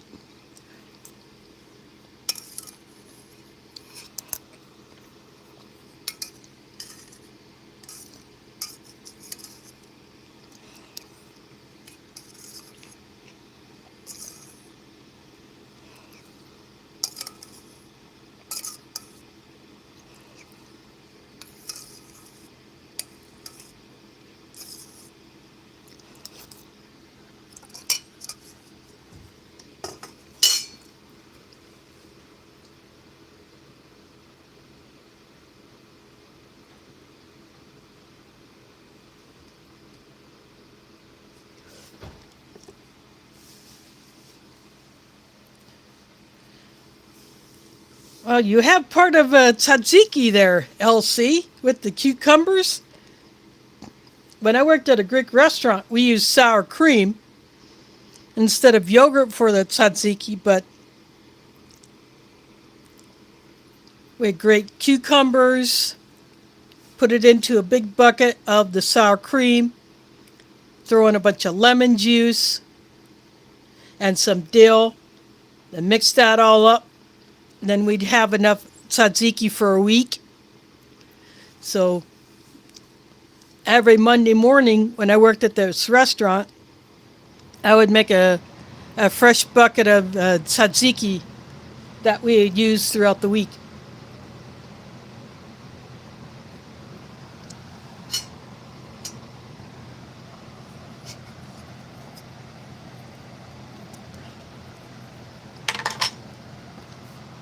But I've never tried making it with yogurt, though.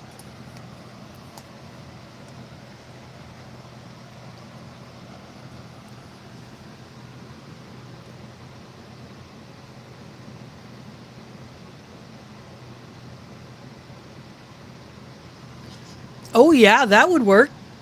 You get a little crunch from the apple. Get a little contrasting flavor depending on which variety of apple you go for.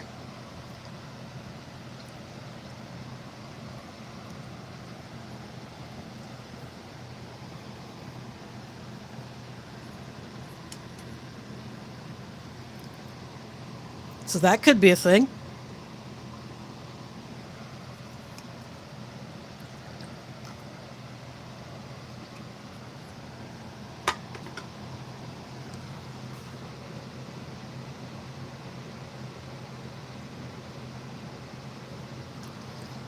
Yeah, that is definitely a thing. In fact, I have seen the yogurt packs with a little granola topping that would be attached to the yogurt cup.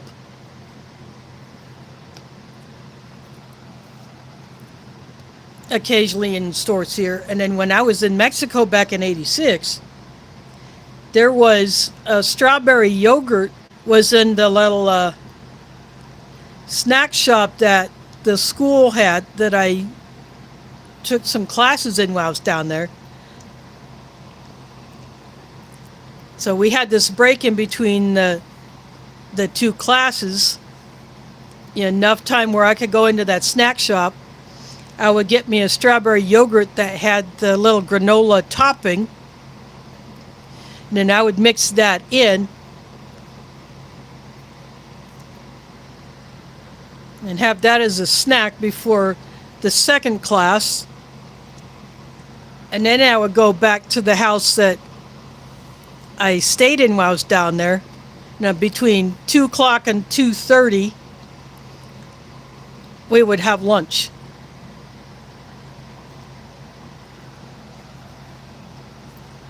And then depending on if our group had an activity in the afternoon, what time that would start, then I would hop a bus and go back to the school to meet up with the rest of the group. And then we would go do that activity. Or sometimes we would leave from the school, go somewhere for lunch, and then go do the group activity, and then go back to the houses that we were staying in, because we all split up into different houses for the month. And then we would have our dinner between 8:30 and 9 p.m.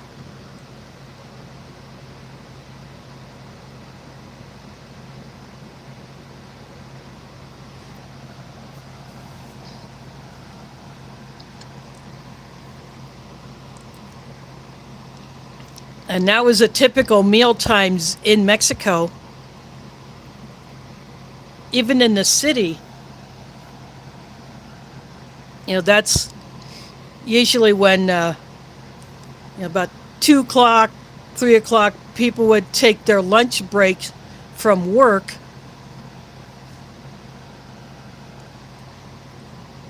If their job schedule worked that way.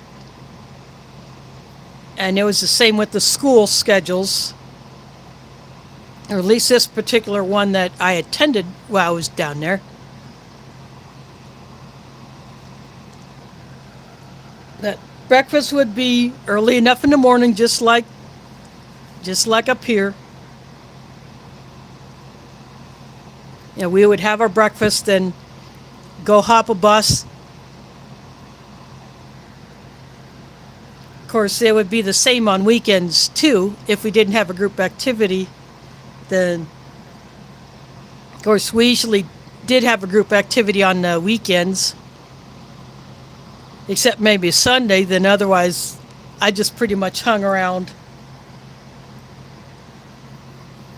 at the house. And there are other students from other places staying in that house, so it was a full house while I was down there. There's Tim Riley in the house.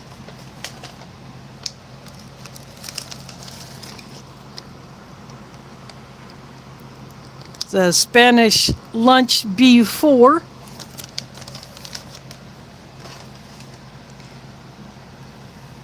It was the stewed beef with the peas. But the same vegetable soup, not much left of that. Same beef liver pate, which is really good.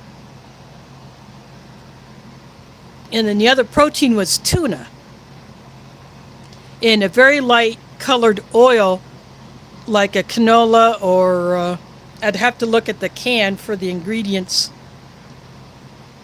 But it was definitely not olive oil. I was hoping it would have been olive oil, but the tuna is still very good.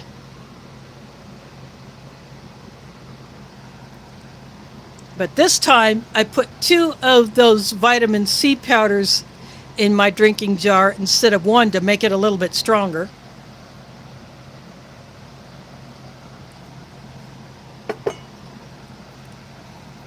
And I brought out the delicious mug.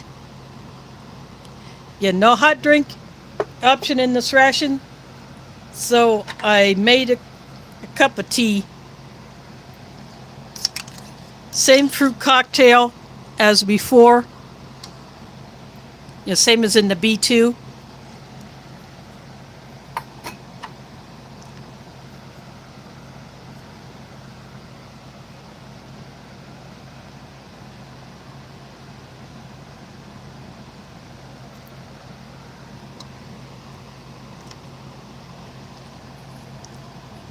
And I didn't have any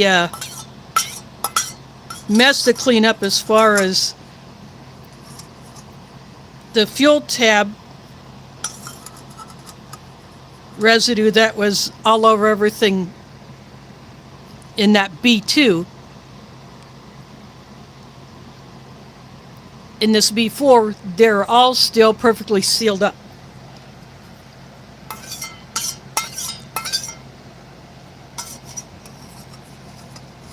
So everything stayed clean. And no funky smell coming out of the bag when I opened it up to get the box out.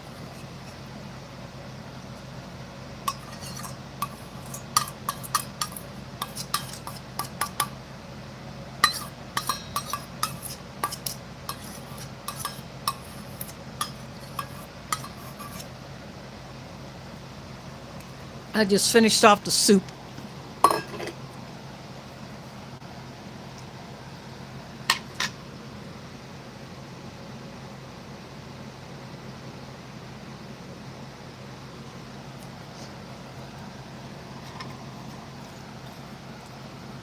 Yep, usually is. Not as much cherry in this can.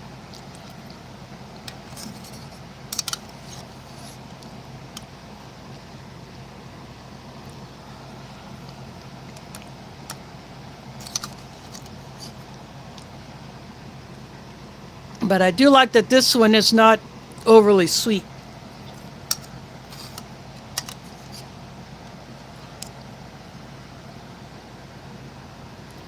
I do like my sweet stuff, but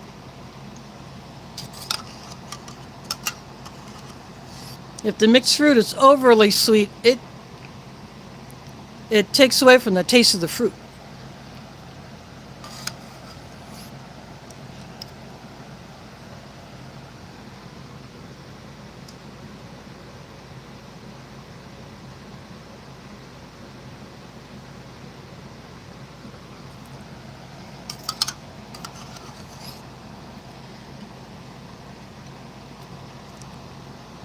I hope you left that casino with your shirt on.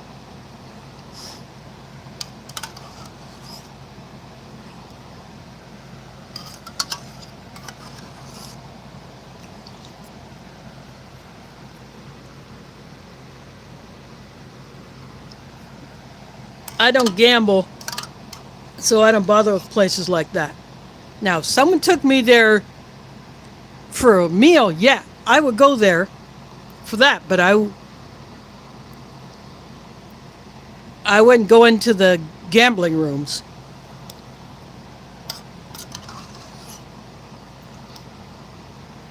I figure I open my door to go out, I'm already gambling. You know, I never know what could happen when I go out the door.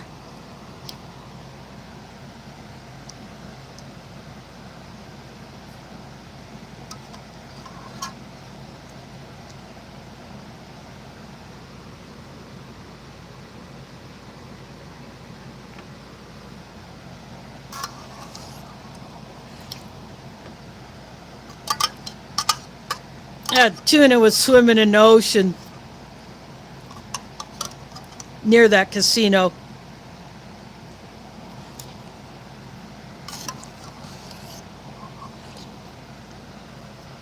Flipped the fin and went right on by.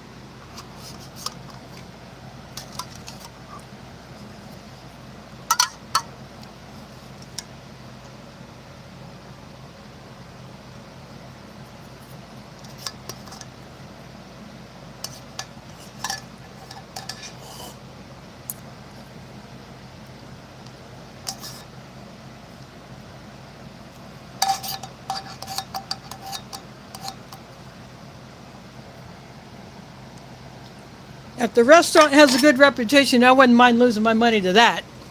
But that's as far as it'll go.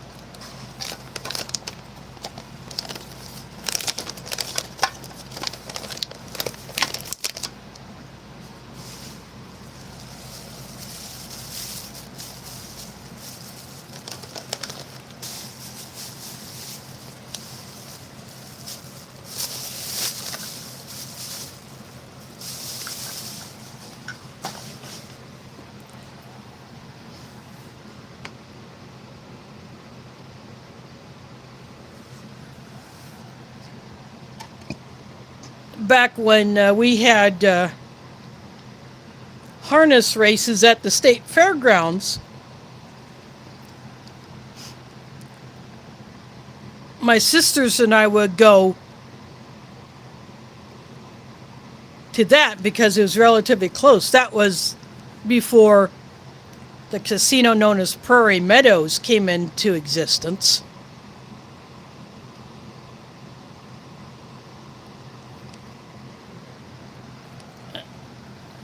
But that was many years ago. I think back in the 90s. And then when we went to Council Bluffs to go visit friends, or if we were going to go across the river into Omaha, Nebraska, we would go to the dog track and watch the greyhounds. But that track has since closed, so there, as far as I know, no dog racing here in Iowa anymore. Again, that was back in the 90s. But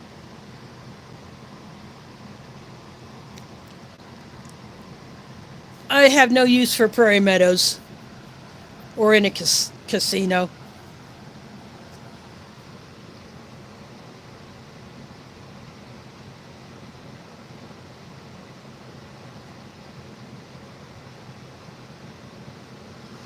Yeah.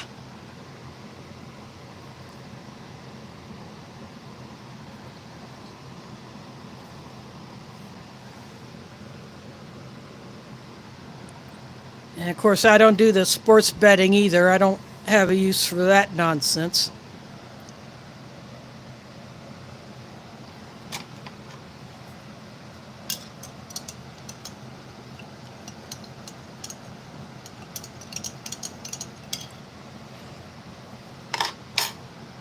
I think putting 2 of these drink powders in my drinking jar is a good idea. I actually get a little bit more of the flavor, not there is much of that anyway.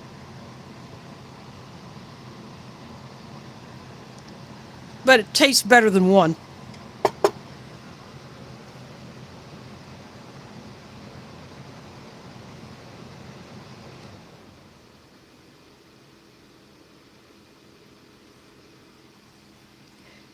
If I want lobster, I'll go to a proper seafood restaurant,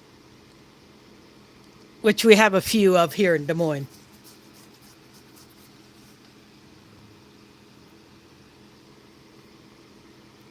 Although that's way out of my budget.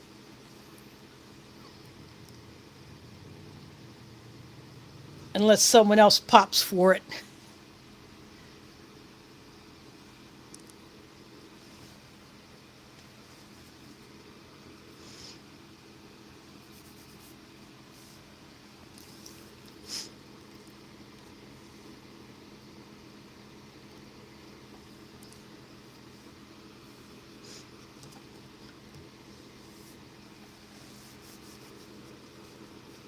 But yeah, this one was a bit of a surprise because, as I said earlier, when I looked up the ration online, I thought everything was going to be all fishy.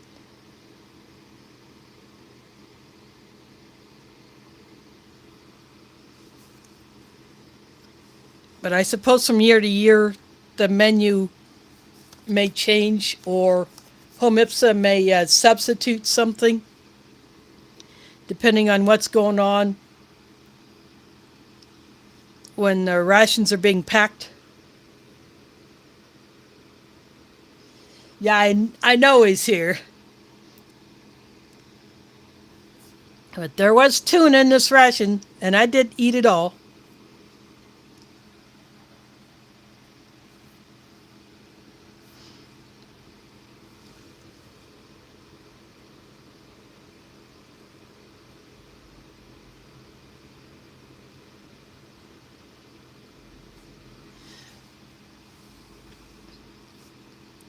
Yep, I don't even mess with the lottery here.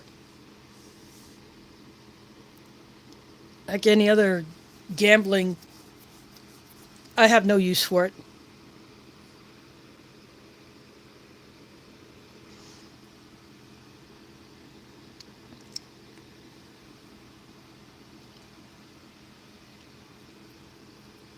I'd rather spend my money on either paying bills, buying groceries, getting my prescriptions filled, and buying rations.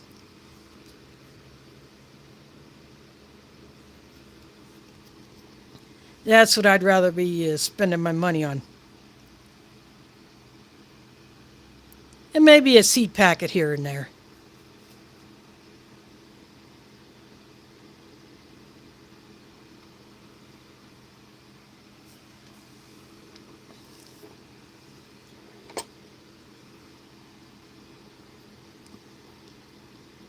So I should be getting my money for September tomorrow. And if it comes in at midnight, after midnight tonight, and I'm still up, I may go ahead and drop a ration order.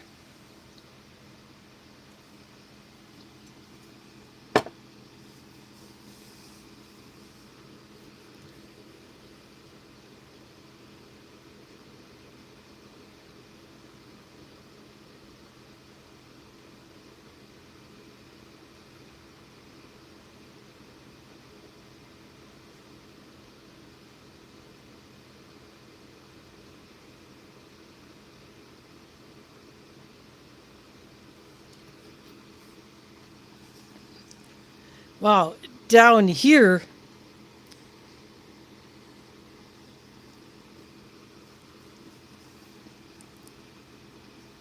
depending on how much you win, you may pay income tax on a portion of it, but you don't have to broadcast it to the whole country that you won the lottery. There are big time lottery winners who may choose not to reveal themselves for whatever reason,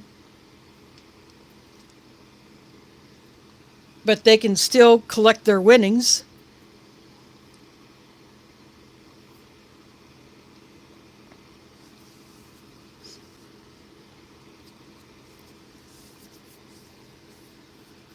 And they'll deal with the tax consequences at the proper time.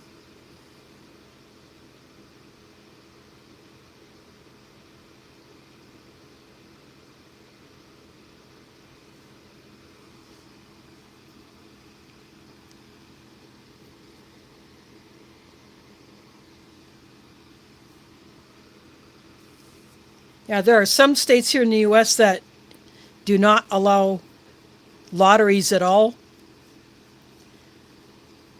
So there is no truly national lottery here. Now, there are lotteries that are in multiple states, like Powerball and Mega Millions. But in those states where it is not legal, the only way a person from that state could participate is to leave that state, go to another state where it is legal, buy their ticket, and then go back to that state where they bought it if they did win.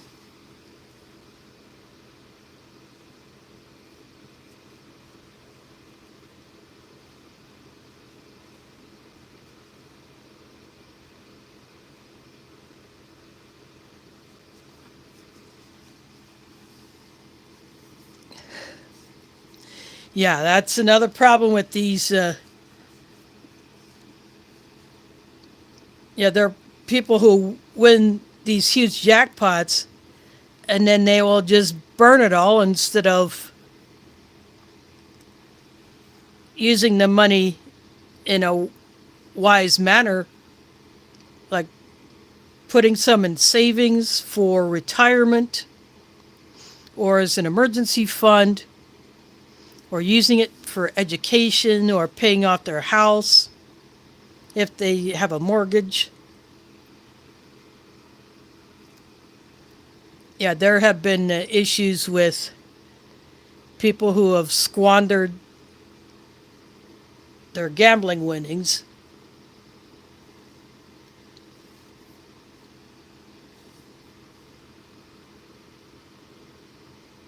Especially if they take it in a single payment as opposed to what we call an annuity style, where you get a certain amount over a certain number of years, like 10 years or 20 years or whatever it happens to be.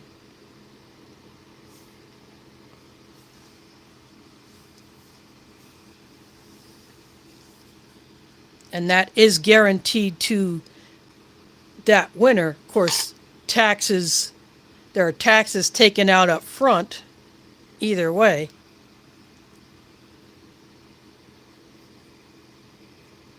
But yeah, people have burned through it like they thought it was endless, and then they pay for that later. Pun intended.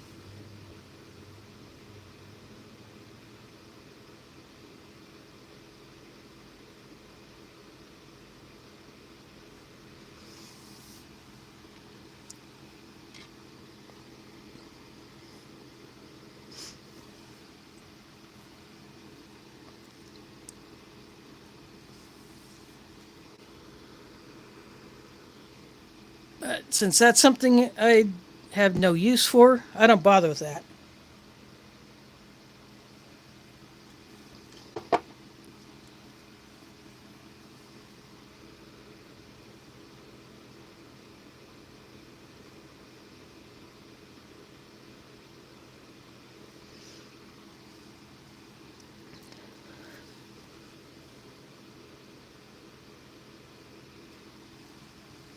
Yeah, I have no idea if that can be done here. If that were to happen to a multi-million dollar winner down here, if they chose the annuity option, whether an heir would get the remainder of it or what happens to it. I have no idea.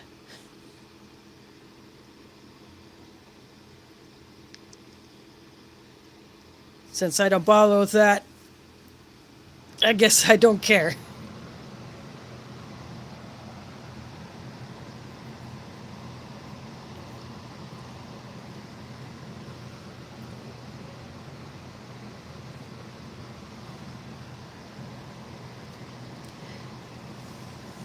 But then again, that would something that you could probably set up with a financial advisor.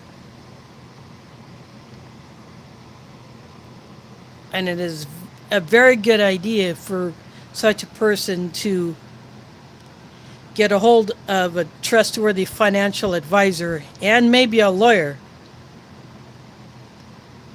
to handle all that stuff, to make sure that things are on the up and up and that it's not squandered on useless crap.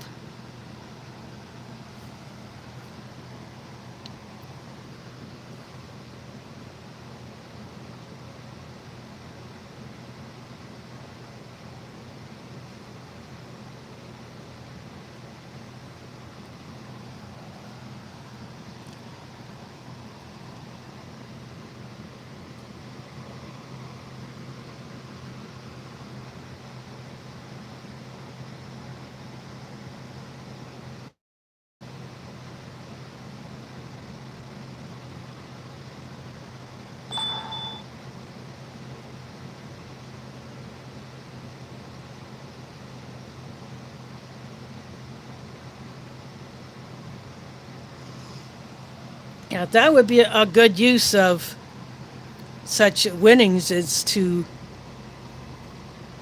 go ahead and buy a house, or if you already have a mortgage, pay it off.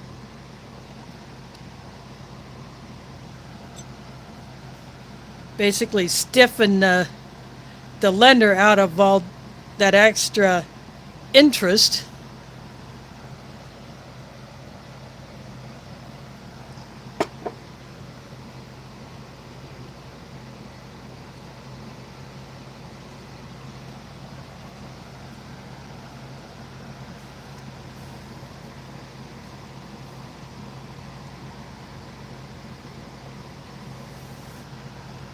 And I think a few months ago I had read online that someone in another state had won one of the really huge jackpots, like the multi-million, almost like one of the super high ones, and basically squandered that money and ended up losing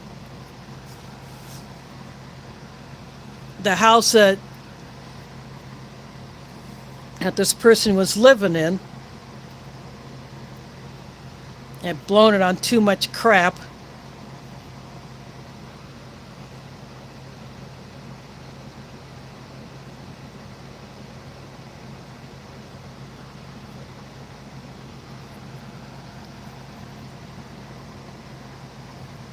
Nope.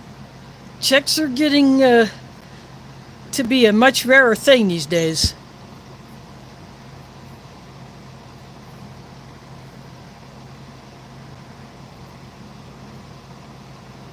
I don't use checks.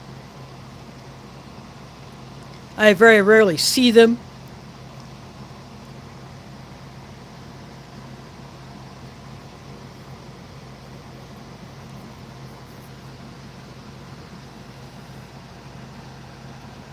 Yeah, I do almost all my bills either online, or I just make a phone call, get it done.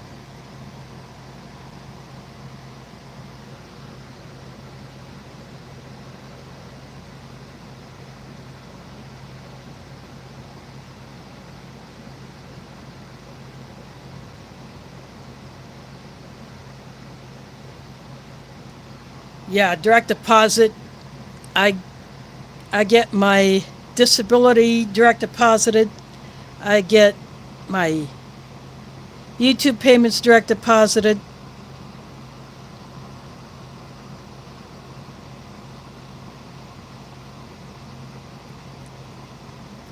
The only time I might get a check in the mail is if I am involved in a class action lawsuit. And sometimes, if the settlement is approved and the court orders the payout, then I may get the payout either in the form of a check, or I have the option of choosing an online, like an electronic gift card, whether it be Amazon, Walmart, or to a specific store,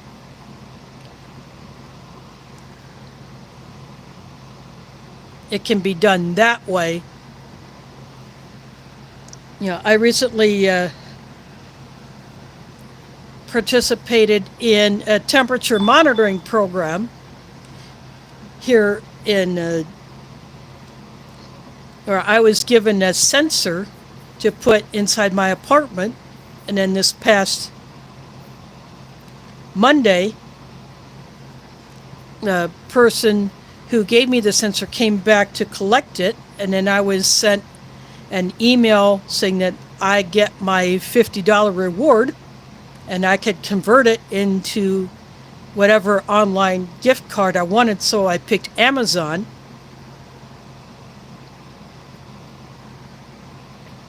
So I made an Amazon order with that, with part of it. And then I'll use the balance on another order.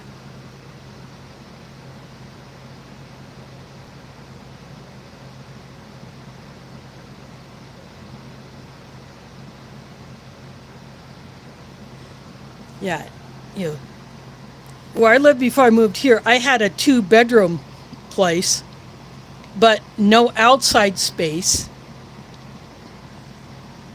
There was a pool, but the patio that surrounded the pool was leaning towards the hill. And so if you put a can on the ground, and it would roll towards the back fence. And then there was always problems with that little pool, so I never got in the pool.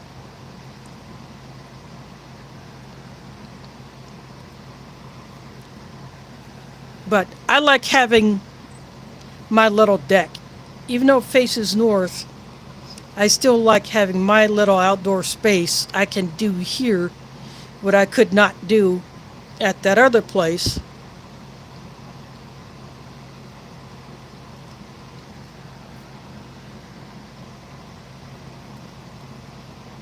I have no idea what things are like there now, if there has been additional settling of those buildings.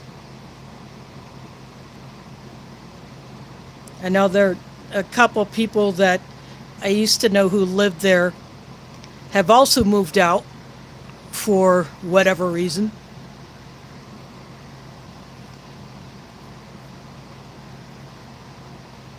So I just have no idea what it's like there anymore.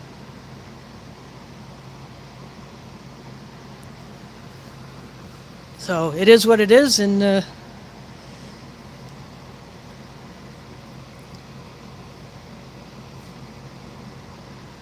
I'm just going to stick it out here as long as I can.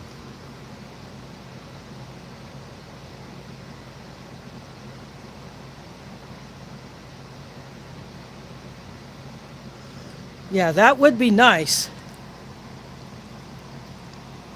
But having such a place that meets my needs, that is not too expensive, but still close to bus stops, since I ride the bus. When you don't drive, that does make it a little more difficult.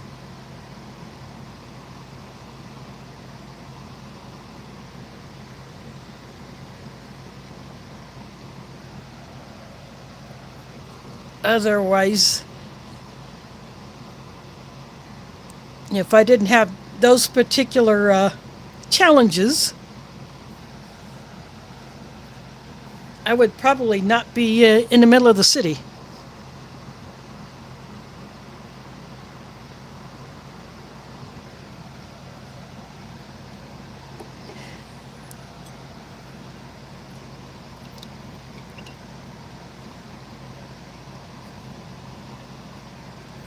Now, where my sister's houses are,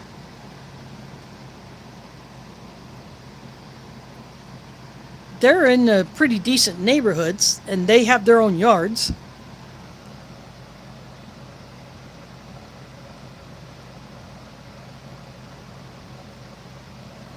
I just finished off that drink.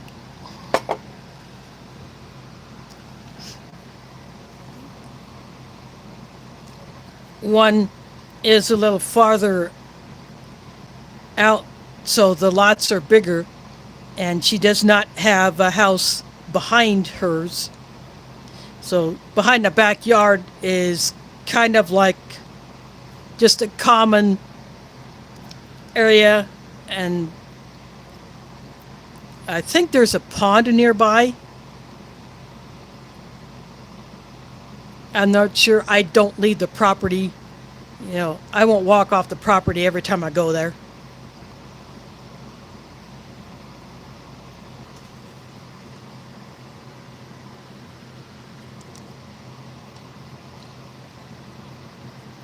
But the house that two sisters share, plus my brother is staying there, they do have a pretty decent sized yard. They don't grow much as far as, you know, they don't have much of a garden, so to speak. They don't, maybe a tomato plant and maybe some flowers, and then that's about it. My oldest sister pretty much does the same. She doesn't have much as far as I mean, she's got plenty of space. It's just that space, that open space in the yard is for the dog. Yeah, my oldest sister has a 12-year-old dog that she's had for a couple of years. She got the dog when the dog was 10.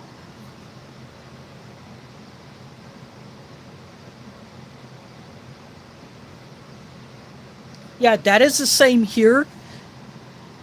A service animal has to have the proper tags and some kind of a vest or a collar or harness to indicate visually that it is a service animal. And they have to be allowed in all public places.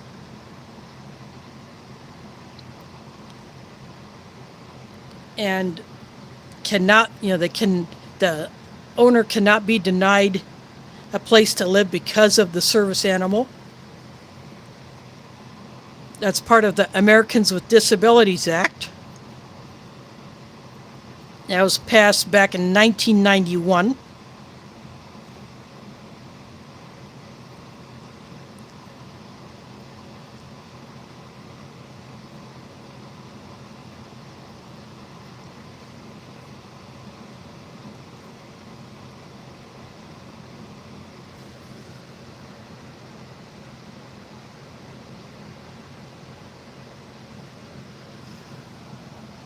Yeah, here there is a category referred to as an emotional support animal that would not be for a physical condition.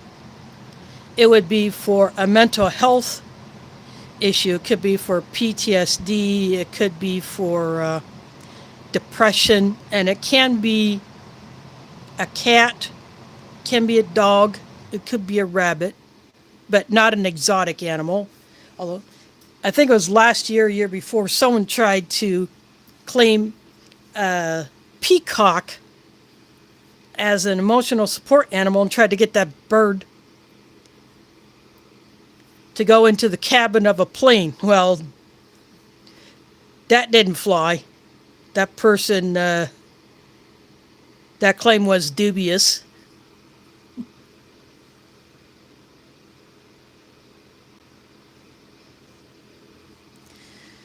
Yeah, I don't think that would fly.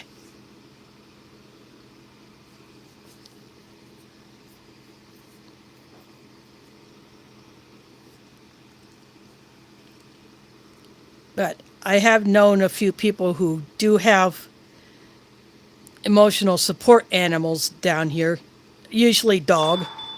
Although one of my former clients had cats, and they were recognized as her emotional support animals.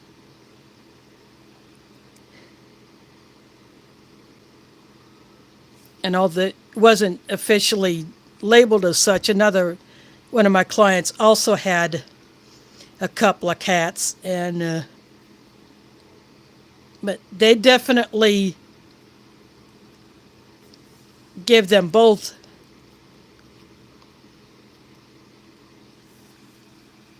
you know, companionship.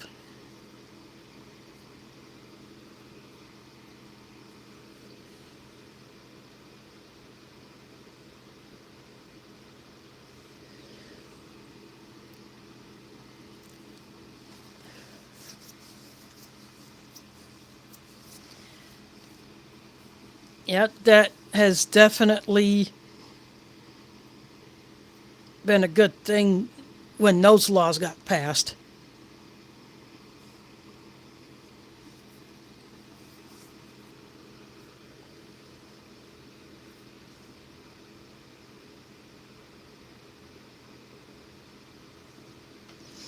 Yeah, my one friend who lives up in London, Ontario, she was in the process of training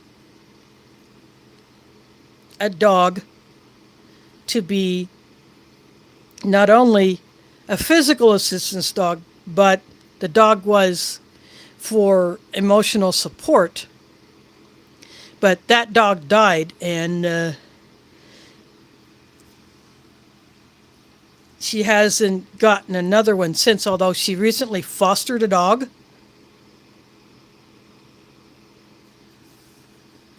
And so that dog went to her forever home. And now that she moved into a different place, so she may be looking to getting another dog to train. This person is also severely hearing impaired and has to have hearing aids. She doesn't hear much without them. And so she was training the dog to respond to sounds and to alert, as well as picking up things if she drops them, because she's also physically mobility impaired. So she's hoping to get another dog that she can start training soon to fill that role.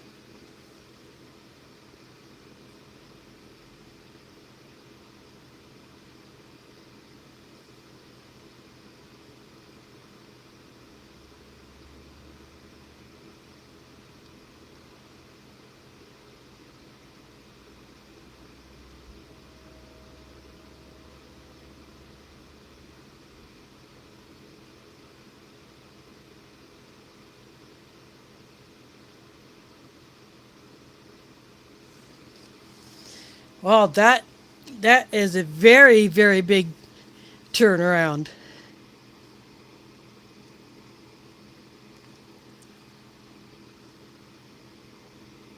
Yeah, that autism can do really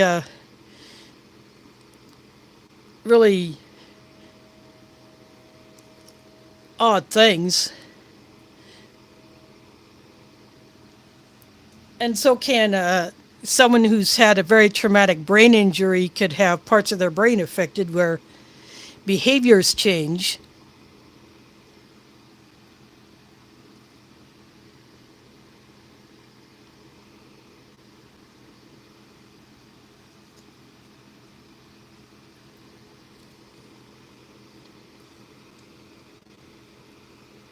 And that can cause some issues as well.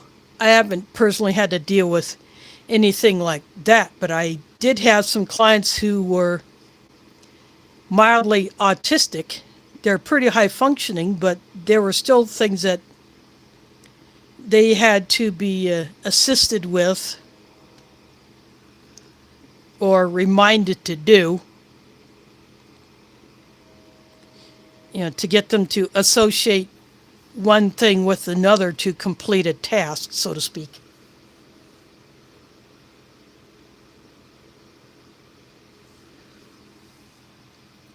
Yeah, for instance, I would have to remind the one client that, when you're taking a bath, you have to wash your entire body instead of, say, your right leg this time and not wash your left leg until the next time. You wash your entire body, and I will wash what you cannot reach.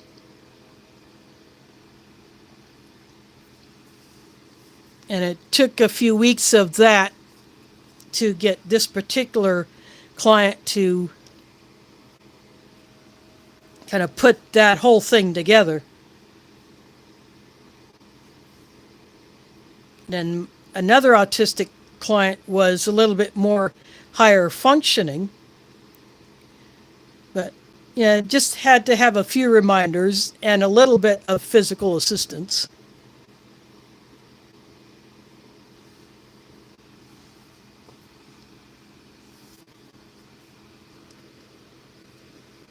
But the one did not have any animals at home, where the other one, who needed more assistance, had 2 cats.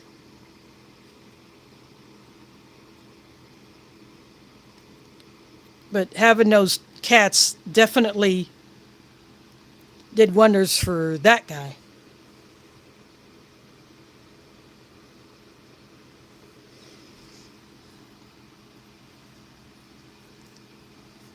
Yeah, they do. And the one client was diabetic, so I had to remind him that before you prick your finger, you have to clean that finger, otherwise you're not going to get a proper reading on the glucometer. And if he needed help with it, I did that. Because sometimes he had some physical challenges getting that done right, so I helped him do that.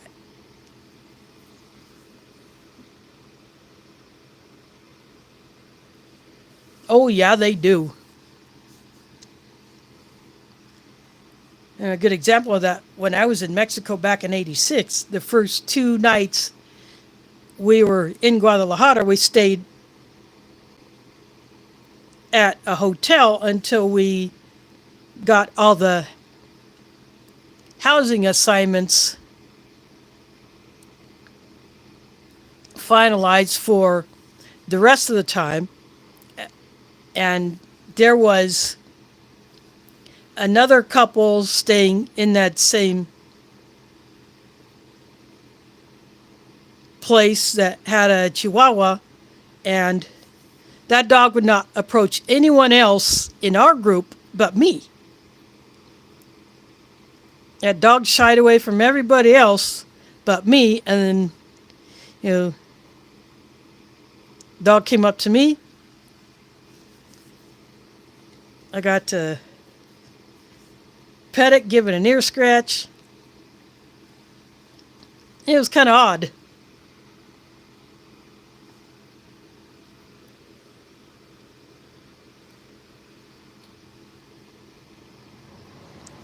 And because I lived at 2 different youth camps, and both of them had horses, some horses I could easily approach, when others could not, and then there are some horses that others could easily approach and I could not.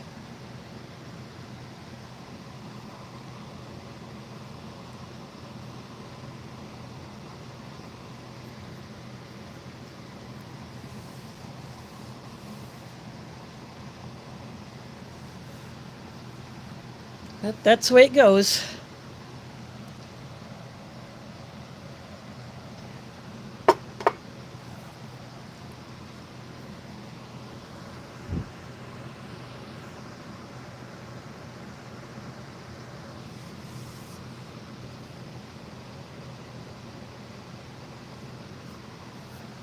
Yep, I think I'm going to go ahead and call this one good.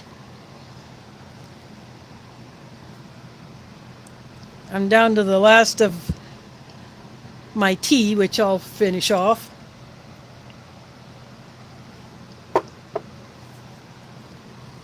But next week I will pull out that transitional 90s tan bag MRE. That's another one that I got from Emery Mountain in the same box with that LRP. I'm looking forward to digging into that one. So, again, thanks to Mama Styles for dropping that super chat earlier. That's much appreciated. But anyway, I hope to see you next month. Thanks for watching and catch you on the flip side.